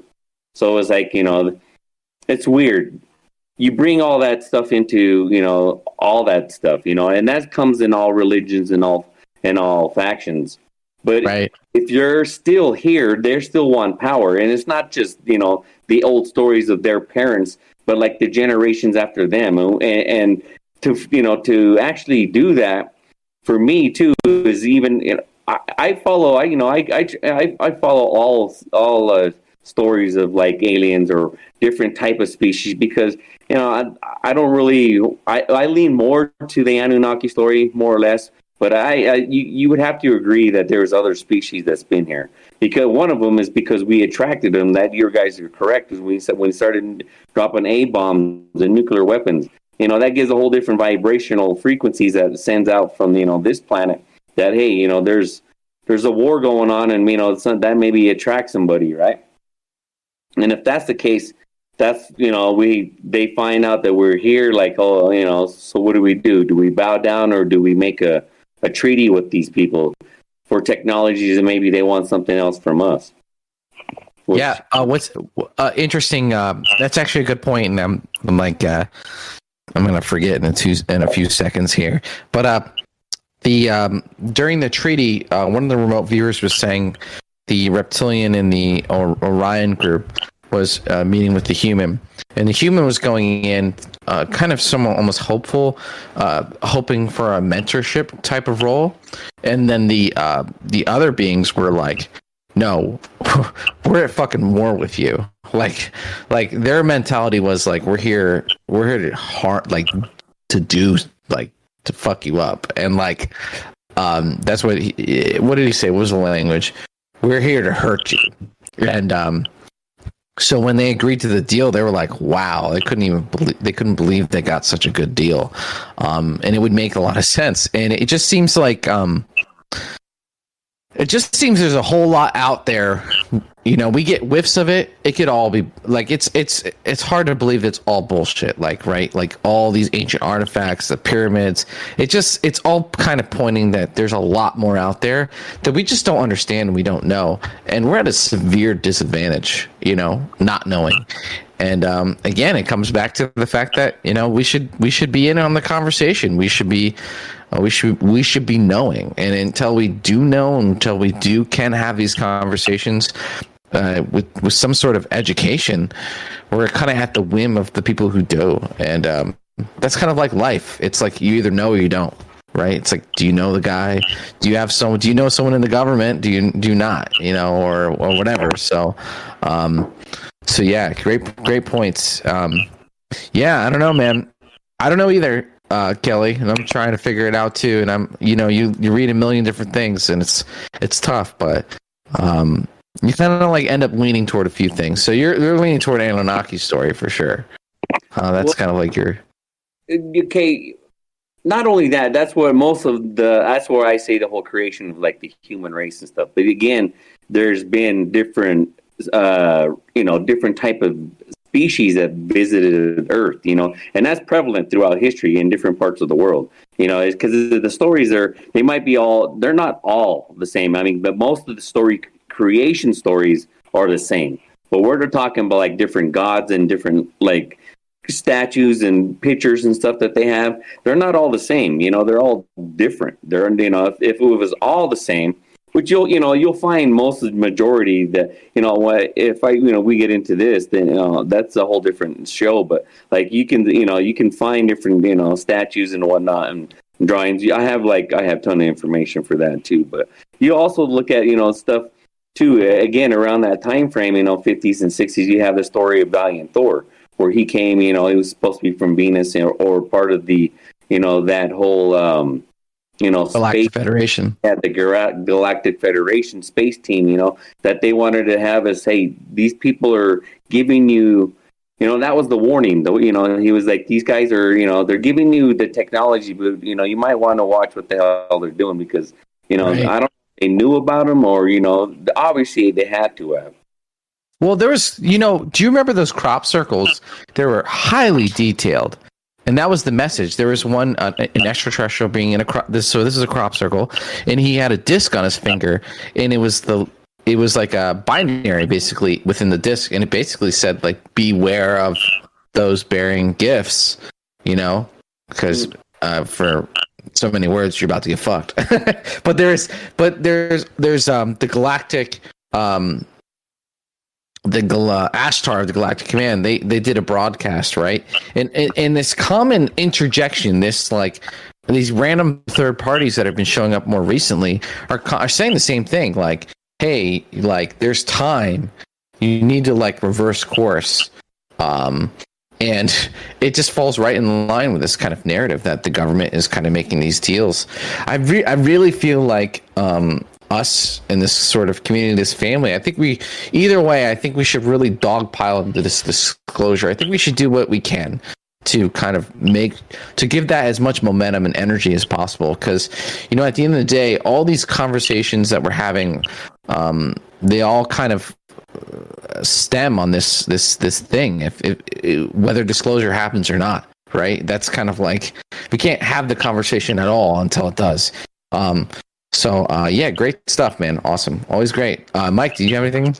Yeah, hold on real quick, guys. Kelly, you're welcome to stay. We got a call here on the phone. Been 10 minutes waiting. Let's get this guy in. And like I said, you don't have to go anywhere. Let's take Robert in Pennsylvania.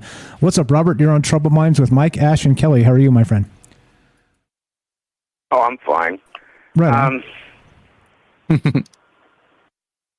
Go right ahead. What do you think about this Eisenhower business? Go ahead. These aliens are scared to death of us. All right? I don't care what their technology is. Most of these aliens are frail. All right? You could probably take on 4 of them, Mike, yourself, and and whip some real alien ass. Yeah, baby. They're scared of our warlike nature. All right. If they weren't, they would have done us in a long time ago. All right. But that's not what I'm calling about. I'm calling about, let's put that 1950 all the way up to present time. What went on during that time that kind of points the finger? Yes, Eisenhower did in fact make an agreement. All right. And I wasn't being funny, and I hope I haven't been insensitive when I mentioned that we didn't have the preponderance of Alzheimer's disease, our symptoms, before that time. Matter of fact, the dawn of it started in the 50s. I'm talking about autism. I'm talking about particularly the Asperger's part of that part of the autism spectrum. And I personally feel in my gut, one of the problems the aliens have is people say, well, they don't have any soul. All right? It's not that they don't have souls. All life has souls. What they lack is what we have. We have human emotions. We know we can love, we can hate, we can imagine, we can do all kinds of things and we feel so profoundly as human beings. They don't. They talk like some. They communicate and they live their lives without any sense of feeling. They're all brains. All right. They're so well advanced. They're so far advanced that they've lost the ability to be human. To have those feelings. And that's what they're trying to get. Because you can have all the souls, they can have souls, but without those souls are as dead as anything in the ground. You see where I'm going? Yeah, so they're visiting us somehow to maybe live vicariously through us through some sort of mental connection, or they're here to maybe steal our emotional juju, emotional juice, whatever it might be, right? No, they're not here like that. Steal it. They're here to recreate it. Okay. In their own offspring. They can't make offspring anymore. All right. The age that they've been in, some of them are even immortals. They've been here they've been around for probably millions of years, some of them, right? And their advancement, as they advanced, they lost a lot of things that they used to have as biological beings when they were not so far advanced, right? And I think that what they're doing here is that they're when you talk about the hybrid babies, all right, women who have been brought back onto a ship and have spotted their hybrid babies, women have been found themselves pregnant and they did not have sexual intercourse. The Virgin Mary is an example of that, all right? But in modern times as well, how does this happen, all right? They're trying to blend, to make a hybrid, to continue their species by putting that extra ingredient back in of human feelings. Right. There's two things here I kind of want to. Hard to talk about. No, Robert, this is good stuff. So there's can you hear me, by the way? You can hear me, right? Yes, I can hear you. Yeah, so two things is, if souls are real and souls come into bodies and they live in incarnation, that means that this reality is kind of like whatever. It's like a play. It's like a thing to do. Maybe, living a human life is the most optimal for development, right? Is for your personal soul development, or it's just maybe it's just better, right? So I really, that's a really good point. Damn, I forgot the second thing. Oh yeah, so the second thing was they sensed the intentions of the extraterrestrials, and that they wanted to live among us. like here and there and other places, and that's what we found in the hybridization program, that they live here.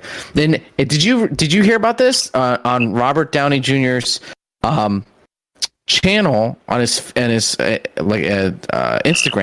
He posted something. Oh, get ready, the hybrids are coming, and I was like, what the fuck? I thought it was just my weird ass. Well, I don't know where he's coming from, because they've been here the hybrids have been growing in population since the 50s.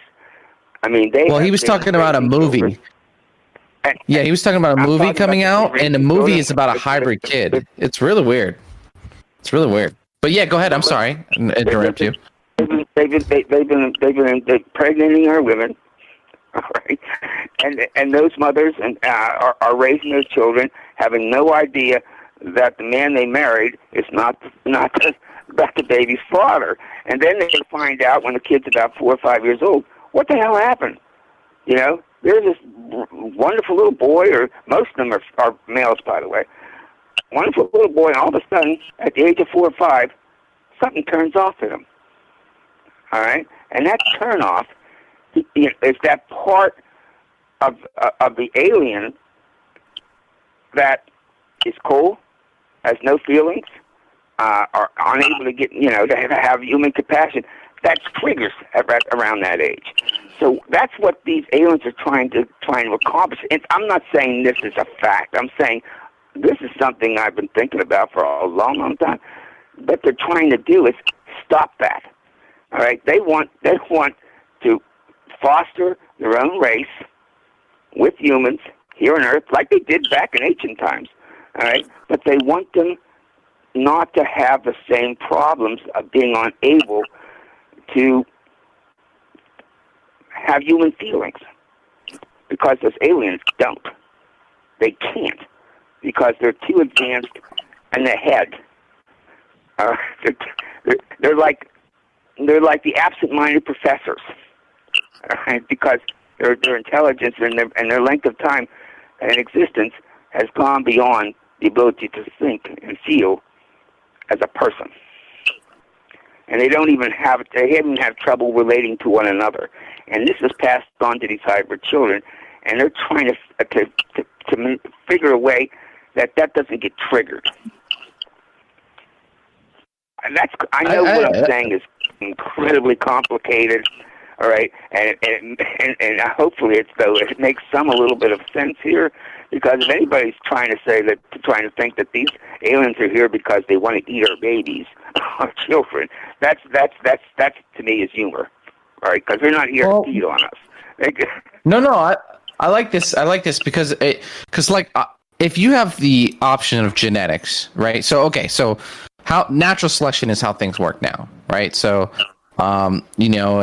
if you survive, then the female or the male, you mate, and then your genes get passed on. So that's like a natural selection process, and that's an algorithm that works. But if you're that advanced, you can do whatever. You can make whatever kind of person. And so at some point, you just make your own babies or do this or that. And if you prioritize intelligence, your stats and other things are going to go down, right, over time. So maybe you're right. Maybe there's something valuable in humans that they're trying to make the perfect being, the perfect body. I mean, it seems as if these extraterrestrials can jack into bodies at will. So imagine you're always trying to make the best body. And the starting point there I'm trying to point out was in the early 50s, because there was no such thing as autism or Alzheimer's syndrome before then.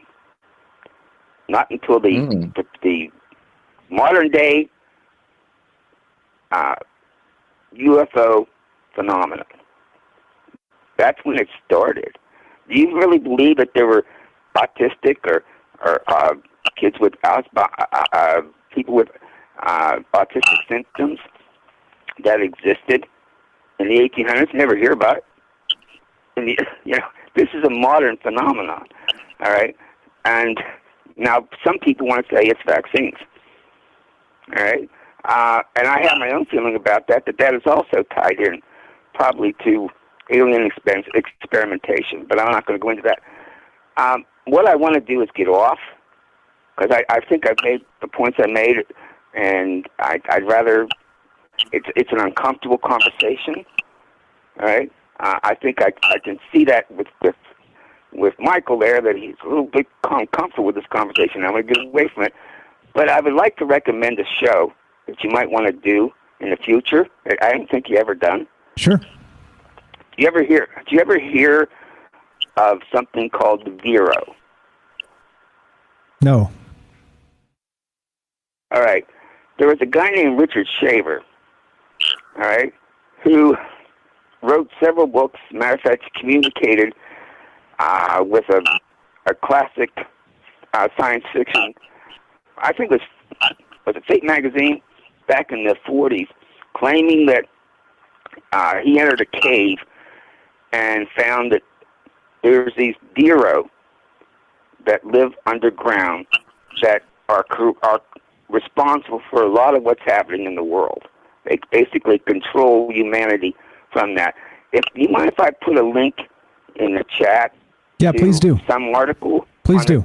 So you can see for yourself if you want to do that. Sure, please do. I'd love to look at it. I love stuff I haven't heard of, and I love stuff that kind of fits in with what we're doing. Oh, this is fascinating stuff. It was a big deal back in the 40s and early 50s. A lot, you know. It's a matter of fact, if you Google Richard Shaver, all right, Wikipedia has a whole thing on it. But it's been branded a hoax, all right. But everything's branded a hoax.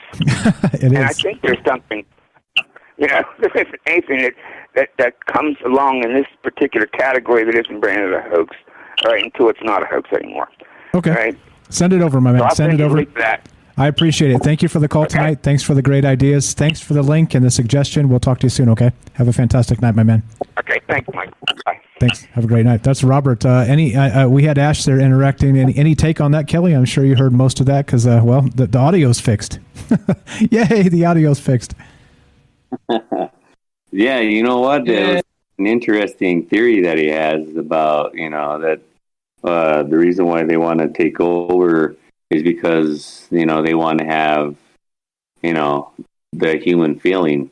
But that's the thing, if that's, you know, maybe that's, I would change it up to a little bit, you know what I mean, that theory right there.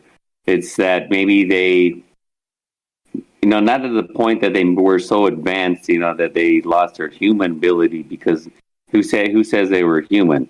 I would see, I could understand what he was saying, but what I would change on that would be that, you know, they want to know what it is to feel human, because they were so advanced, you know, that, you know, throughout their space travel, you know, that, you know, they did become advanced and they get here and they want to feel, you know, what it is to, you know, that's why they want to mate with, you know, with human species, again, with their species, so they could, you know, have that feeling of what, you know, that to be Earth, like a, you know, to a earthbound planet, or like, or you know, on a planetary surface, you know what I mean? Again, because then you know, I'm pretty sure you know, feel more alive. You know, you don't really have anything digital in front of you. It's, you know, you're not, you know, we're talking the old, let's say the old Star Trek, you know, style that you know, jump through space time like that, you know, or Star Wars, or, you know, even though you do space jump, but like, you know, if you're a race and your planet died and you're on these giant spaceships, right? And you're trying to look for a different planet, and you roll up on one, but you've been out there for so damn long, you know, you lose sense of what it is to be alive, you know, as any kind of species anyway, you know, and then you dock to a planet and you want to, you know, the only way you can do that would be to mate with that species, you know. That'd be an interesting thought on that one. Yeah, I'm with you. So if you take just the human race and where we're headed right now, the transhumanism thing with, you know, adding electronics to our body, right? Like starting with just Neuralink and things like this, you know, eventually we'll have bionic limbs because it's going to be more efficient.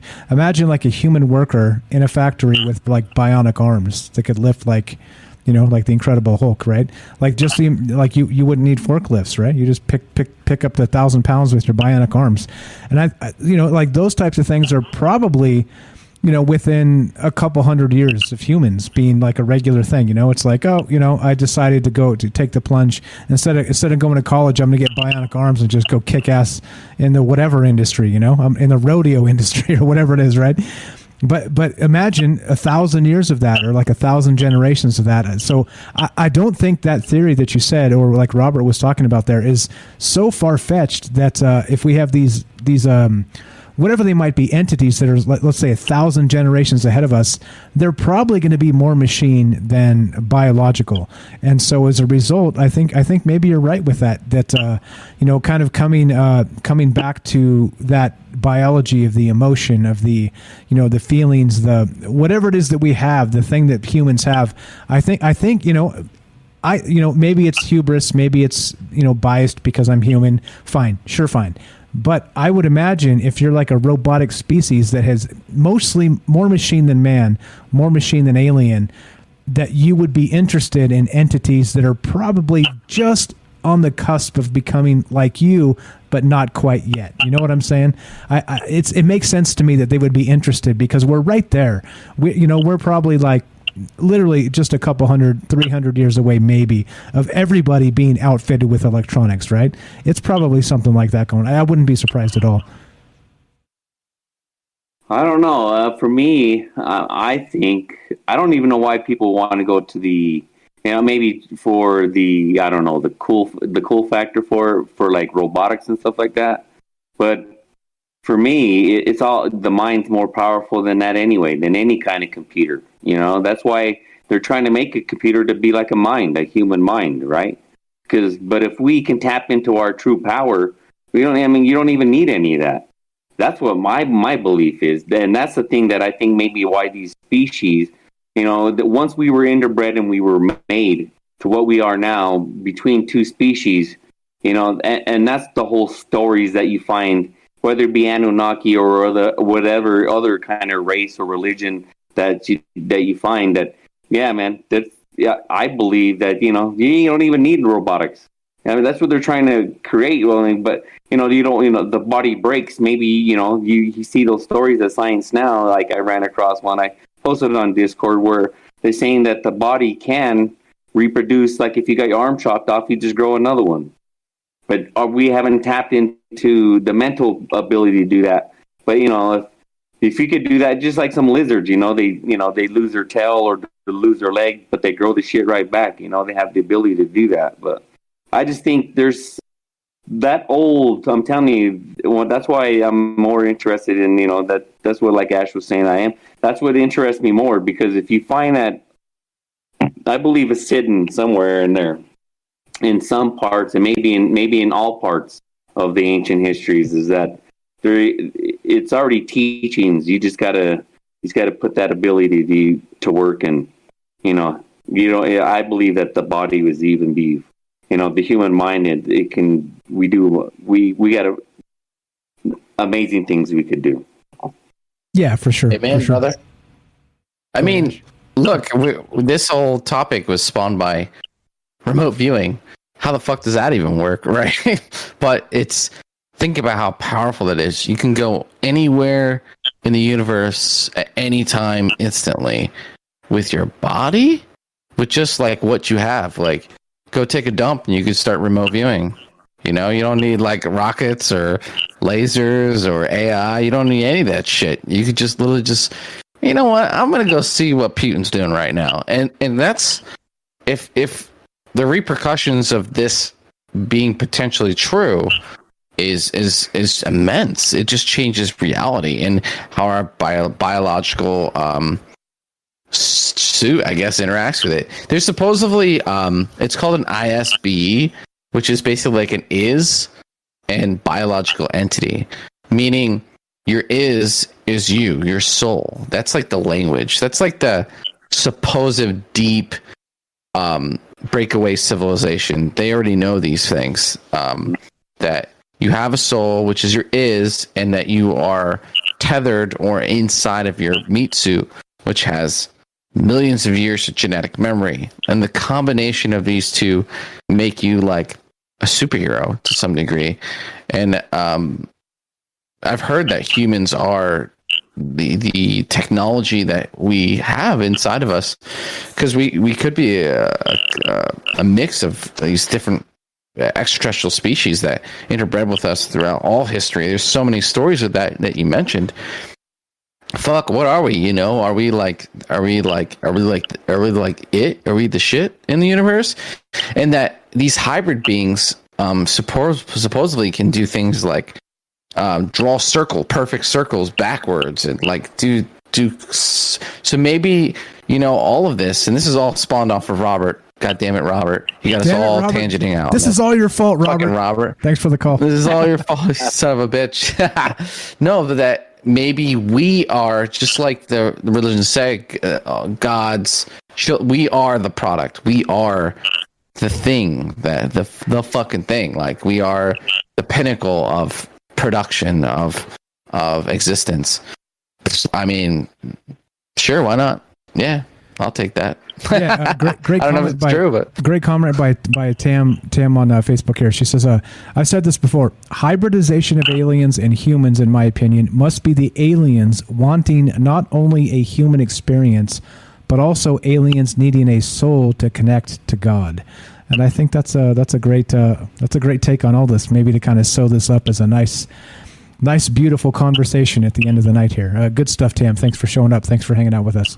Great comments. Shout out to Jennifer. I see you out there in the chat on YouTube. Thanks for hanging out. All the thoughtful chat. I see it.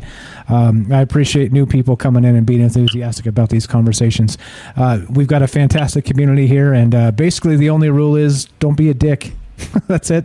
Don't be a dick. It's like, fuck you, Kelly. No, don't do that. Kelly's cool. Kelly's cool. Don't do that. But all right, let's wind this up, Kelly. Let's get your final thoughts. We got about 10 minutes left, and we got Jay to do the outro with us. So let's wind this up, Kelly. Your final thoughts tonight, and then let's finish the sucker up. Well, my final thoughts for tonight, for the tonight show, I would probably lean a little bit more towards yes. That is a possibility that Eisenhower did have a treaty put together. I mean, why not? Because if you're talking, and that's a problem, if that kind of actually did happen, because you're trying to base your this technology is saying that the all human race is actually can be traded. You know what I mean? Why would you want to do that? Whether that. To me, it's kind of bigger than just the United States. By doing that, you're signing off all human species on this planet. Not just one country. And if that's the case, and that's kind of weird too. Like I said, if you go back in the timeline, after World War II, and the paperclip thing, all this shit started just blowing up. All these stories and stuff. Not only the fact that the Russians, their stories that they're in mixture with some other species, for technology as well. But again, for me, I don't know if I could do that, or if I was Eisenhower, just to, because you have to think bigger as a world species, not just as, technology for your own country to better just your own country. That'd be kind of selfish if you did that. But who knows, there's stories like that could happen, and who knows, maybe the government, maybe that's the warning that I was talking about. Maybe that he was saying that the government did do that, but, maybe these rich people that were the breakaway society. And that's the things he was talking about with, the military industrial complex, and even Kennedy, and what's with, that story that, or the speech that he had got him killed for that, You kind of got to take a big picture, a big picture of, like, those time frames of those years. But yeah, again, could be, it's a possibility. Yeah, good stuff. Good stuff. I appreciate you hanging out with us tonight, Kelly, as always. Kelly's, like I said, Kelly, the very first caller ever, way back in the day. And he's been true to form and contributing quite a lot. So I thank you for your time, for giving us all your fantastic takes, and for spending your time with us, man. I know you could be doing 1,000 other things, and we appreciate it a lot. All right, man. No problem, man. I enjoy this just like everybody else, searching for the knowledge and the truth, and finding out what everybody's, what everybody's theories there is. There's a million of them, just like the possibility of different life throughout there. Possibilities of thousands of lives, thousands of different theories. So, it's just, boy, it's knowledge to me. I take all this stuff that I research, not just only in one direction, but many directions, and and share that. And hopefully one day we all find out the real truth of what's going on. Amen to that, Right. brother. Amen, brother. Amen. Amen, brother. Thanks a lot, Kelly. I'm going to move you out. We're going to move Jay in. Have a fantastic night. We'll talk to you soon, okay? All right, brother. Thanks, bro. All right, let's do it. Let's go outro with Jay, and we'll do final thoughts. What's up, Jay? How you doing, buddy? Welcome to the show. Thanks for hanging out with us. Thanks for being patient on the chat there. And outro with Jay is a thing now. I kind of like it. You kind of like it? I kind of like it. Oh, I love it.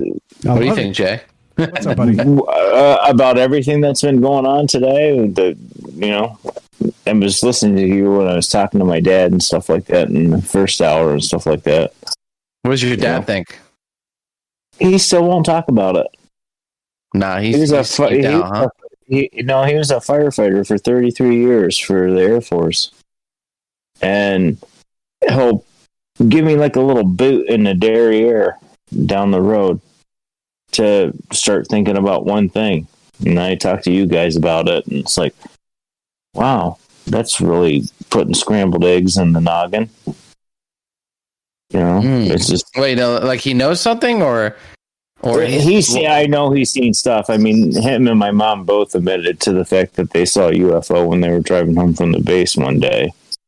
Oh, but you got to remember, he comes from an era where that shit is super taboo. Well, exactly. I mean, it's like we're going back here where you were talking about Eisenhower in the beginning. I mean, if you had a hardware store or you're there, stacking up the lumber at the end of the day or something like that, and you saw something and said something to you about it, you'd be out of business. Or the tow truck guy down on some dirt road somewhere picking somebody up, and you got two witnesses you're seeing that, right?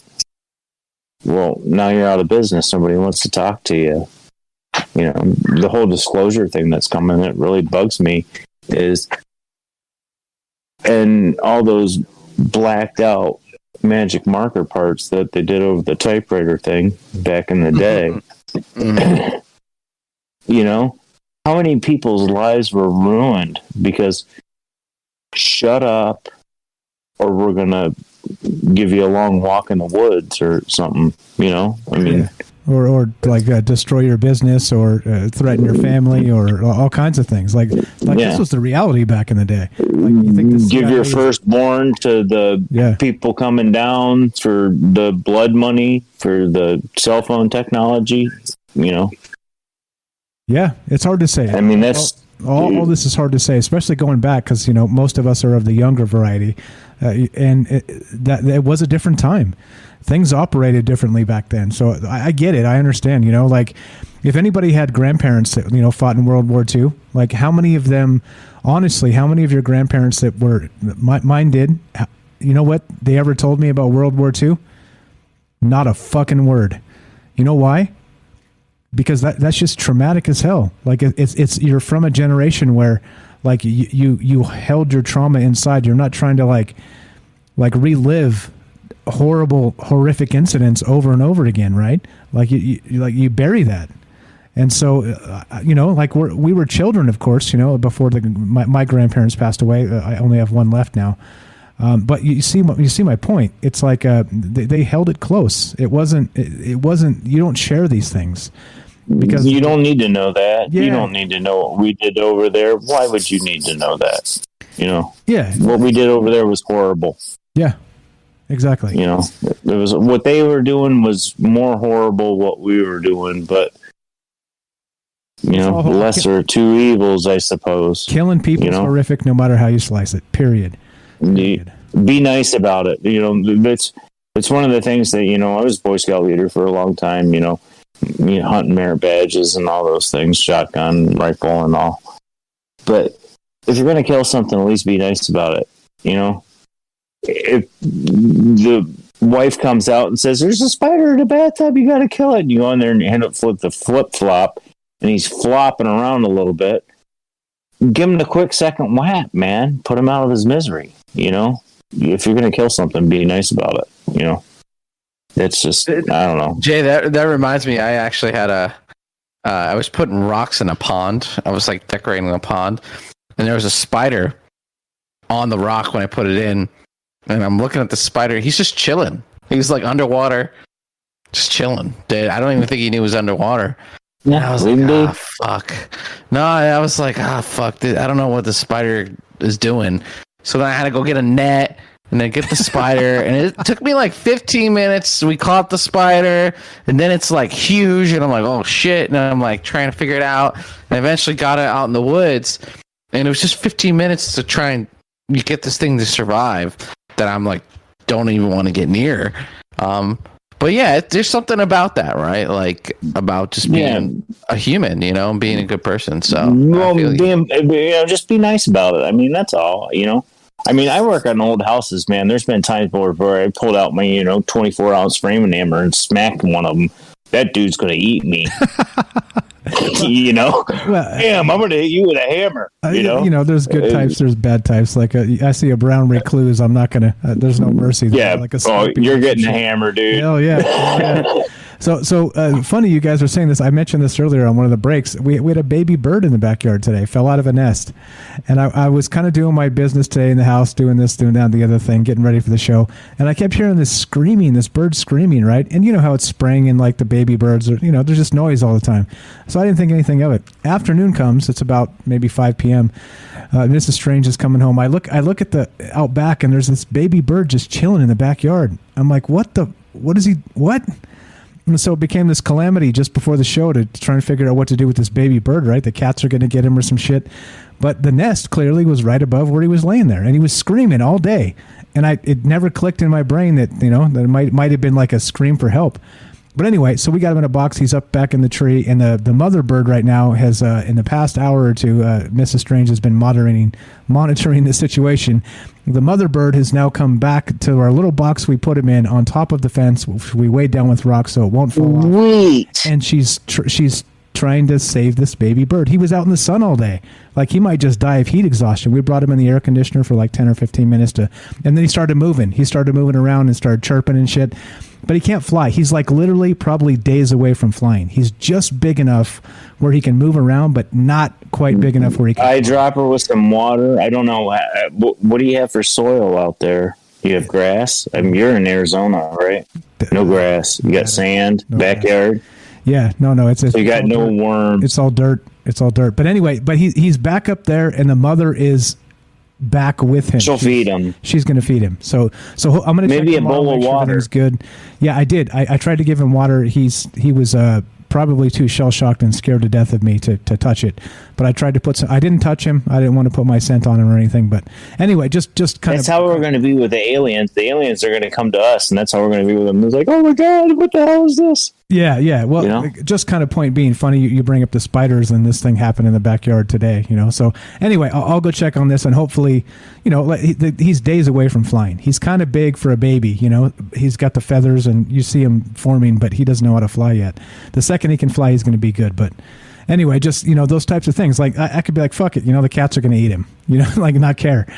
I don't know, man. Survival of the fittest. Darwin. Yeah. How do you look at it? Really? I mean, yeah, but it was no skin off my back. You see somebody who was crying for help, man.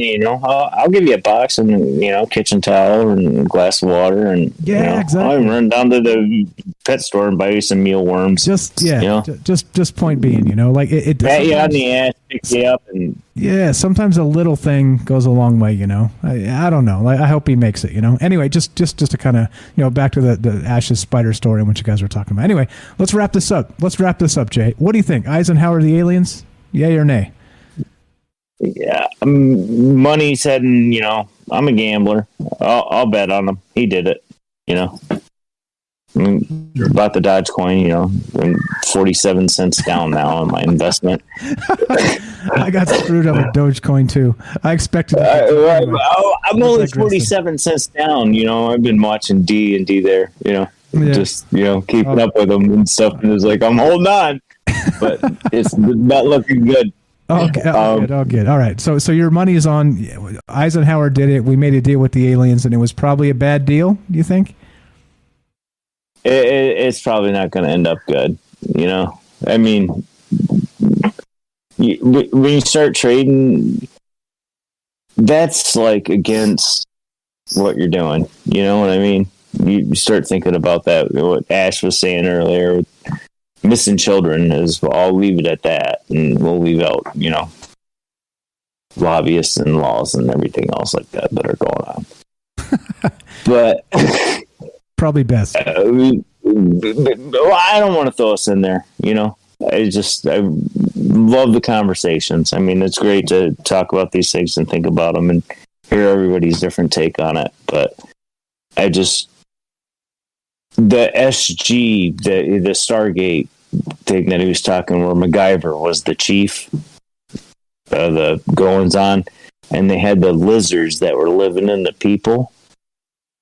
The guy that was the chief, that was surrounded by all the little boys and stuff like that, they were symbiotes or whatever I think they were called. I don't remember. It was a long time ago when I watched the show. It was on broadcast TV, middle of the night before the internet. But they were hosts for the new lizards. It was an honor to become a host for the lizard that lived inside you, and you had a collective between each other. It was just, I thought that was odd that he brought that up in the beginning of all of the show there. But, lots as always. The good news is, the bad news is we're about to be finished here. The good news is, God willing, we'll be talking about this again tomorrow. If you're new here, I know we got some new folks out there. We do this Tuesday, Wednesday, Thursday at 7 p.m. Pacific, and we go for 3 hours, 2 hours on the radio, 1 hour off. Take phone calls, and we want to know what you think. Again, it doesn't matter what I think. It doesn't matter what Ash thinks. We're trying to present some information to start a conversation and jog your mind to consider other possibilities. That's it. That's really it. So let's do it. You got a quote for us? Let's actually. I do. All right. What's the quote? The quote is, always remember the who, what, when, where, and why. And when care is pressing down on you a bit, rest if you must, but don't you quit. Amen. Oh shit, that's a good one. Who said that? I believe the who, what, when, where, why is what they teach you in journalism school. That's like the 101. I see. But when the care is pressing down on you a bit, rest if you must, if you should not quit. I believe it's Mother Teresa, and it's a very small part of a larger poem. Gotcha. Fantastic. Great shit, Jay. Great shit. Thank you. Thank you again for being patient with us. Thanks for doing the outros with us. Thanks for bringing a good quote, and thanks for being uplifting, my man. Always good stuff from you. And spread the love. Spread the love to humanity. And if you find a baby bird in the backyard, do your best to help him out, eh? I know you will. Good job, Mike. Thanks. Proud of you. Thanks, Jay. You're the best. We'll talk to you soon. I'm going to move you out. We're going to finish this sucker up. Actually, I'm going to just leave you here so you can listen. I'm going to mute you, and let's finish. We're doing this. All right, let's go. Let's finish, Ash. Thanks again, Jay. Appreciate the quote. Fantastic shit. Let's roll. We got about 3.5 minutes of music. So go. Start that bitch up. What's up? Yo. No, it's oh god. This is Ash. This is Ash from Mars. If you're still tuning in, what the fuck are you doing? No. Don't you have anything better to do? Thank you. No, yeah. If you're still here, hey man, we're talking about the fate of the human species. What else is there to talk about, right? Like, that's some pretty deep shit. So thank you so much for tuning in. I really appreciate your time and your effort and letting me infect your mind with some of this stuff. Maybe this stuff, let it simmer in there and let it go for a few days, maybe a few weeks, and maybe some things will connect for you, you know. But that's the point of this, because these conversations you can't have anywhere else because we're not allowed. It's weird. It's crazy. Fuck all that. Let's talk about it. Let's talk about this stuff. Don't let them tell you what you can do. You talk about what you want. So if you're thinking about it, you're paying attention, I'm proud of you for sticking in and we were talked about aliens and the government. You know? So, I don't know either. But maybe we learned something tonight. Maybe we're on the case, right? Maybe we'll figure it out. So again, thank you for tuning in. I'm Ash, the Reptilian from Mars. Check out my YouTube channel. My computer got fucked like 3 weeks ago, and I'm recovering from that. But I do have an episode that's ready to go. I'll be on the Bunny channel this Sunday, live in reptilian form. We're gonna do some remote viewing shit, so check that out. If you want to gain superpowers, you probably don't. It's just superpowers. It's not that cool. So yeah, thank you, Mike, for letting me come on here and say stuff. I'm so glad it's the third hour, so I can fucking not think about everything to say. And I'm a little toasted, but I've gotten good at doing that. I think I've gotten better at that. I got drunk one episode, and Mike's like, "Whoa, what's up?" And I'm like, "I don't know, bro, eat a handful of crackers. What the fuck are you doing?" I put like way too much liquor in there. No, I'm good right now. But so we're all good. We're all good. We're all good. Thanks. Thank you, buddy. Thank you, Mike, and thank you guys for tuning in. This one's important to me. This episode was really important to me. Seriously, I really feel like this is going on, and if it is, I mean, man, maybe we could save ourselves. Maybe we can save the human race together. So, maybe. So, again, thank you for tuning in. Thanks for listening. Thanks for making me feel a little less crazy. And, yeah, that's it. All right. If you like this show, this is Ash the Reptilian from Mars. Follow him on YouTube. This show, Troubled Minds, Ash is on every Wednesday. So if you subscribe up and follow us here, Tuesday, Wednesday, Thursday, 7 p.m. Pacific. All kinds of crazy conversations. We talk about the surveillance state, aliens, you name it. It's all over the damn place. The paranormal. We haven't done the paranormal in a while, so I feel like maybe tomorrow we'll do a paranormal show. Why the hell not? Nobody else is, so we're going to. One more time. Troubled Minds. I'm me. You're you. Together we're us. Thanks for listening. Be sure, be strong, be true. We'll see you tomorrow night. Have a great evening, guys. Thanks for listening.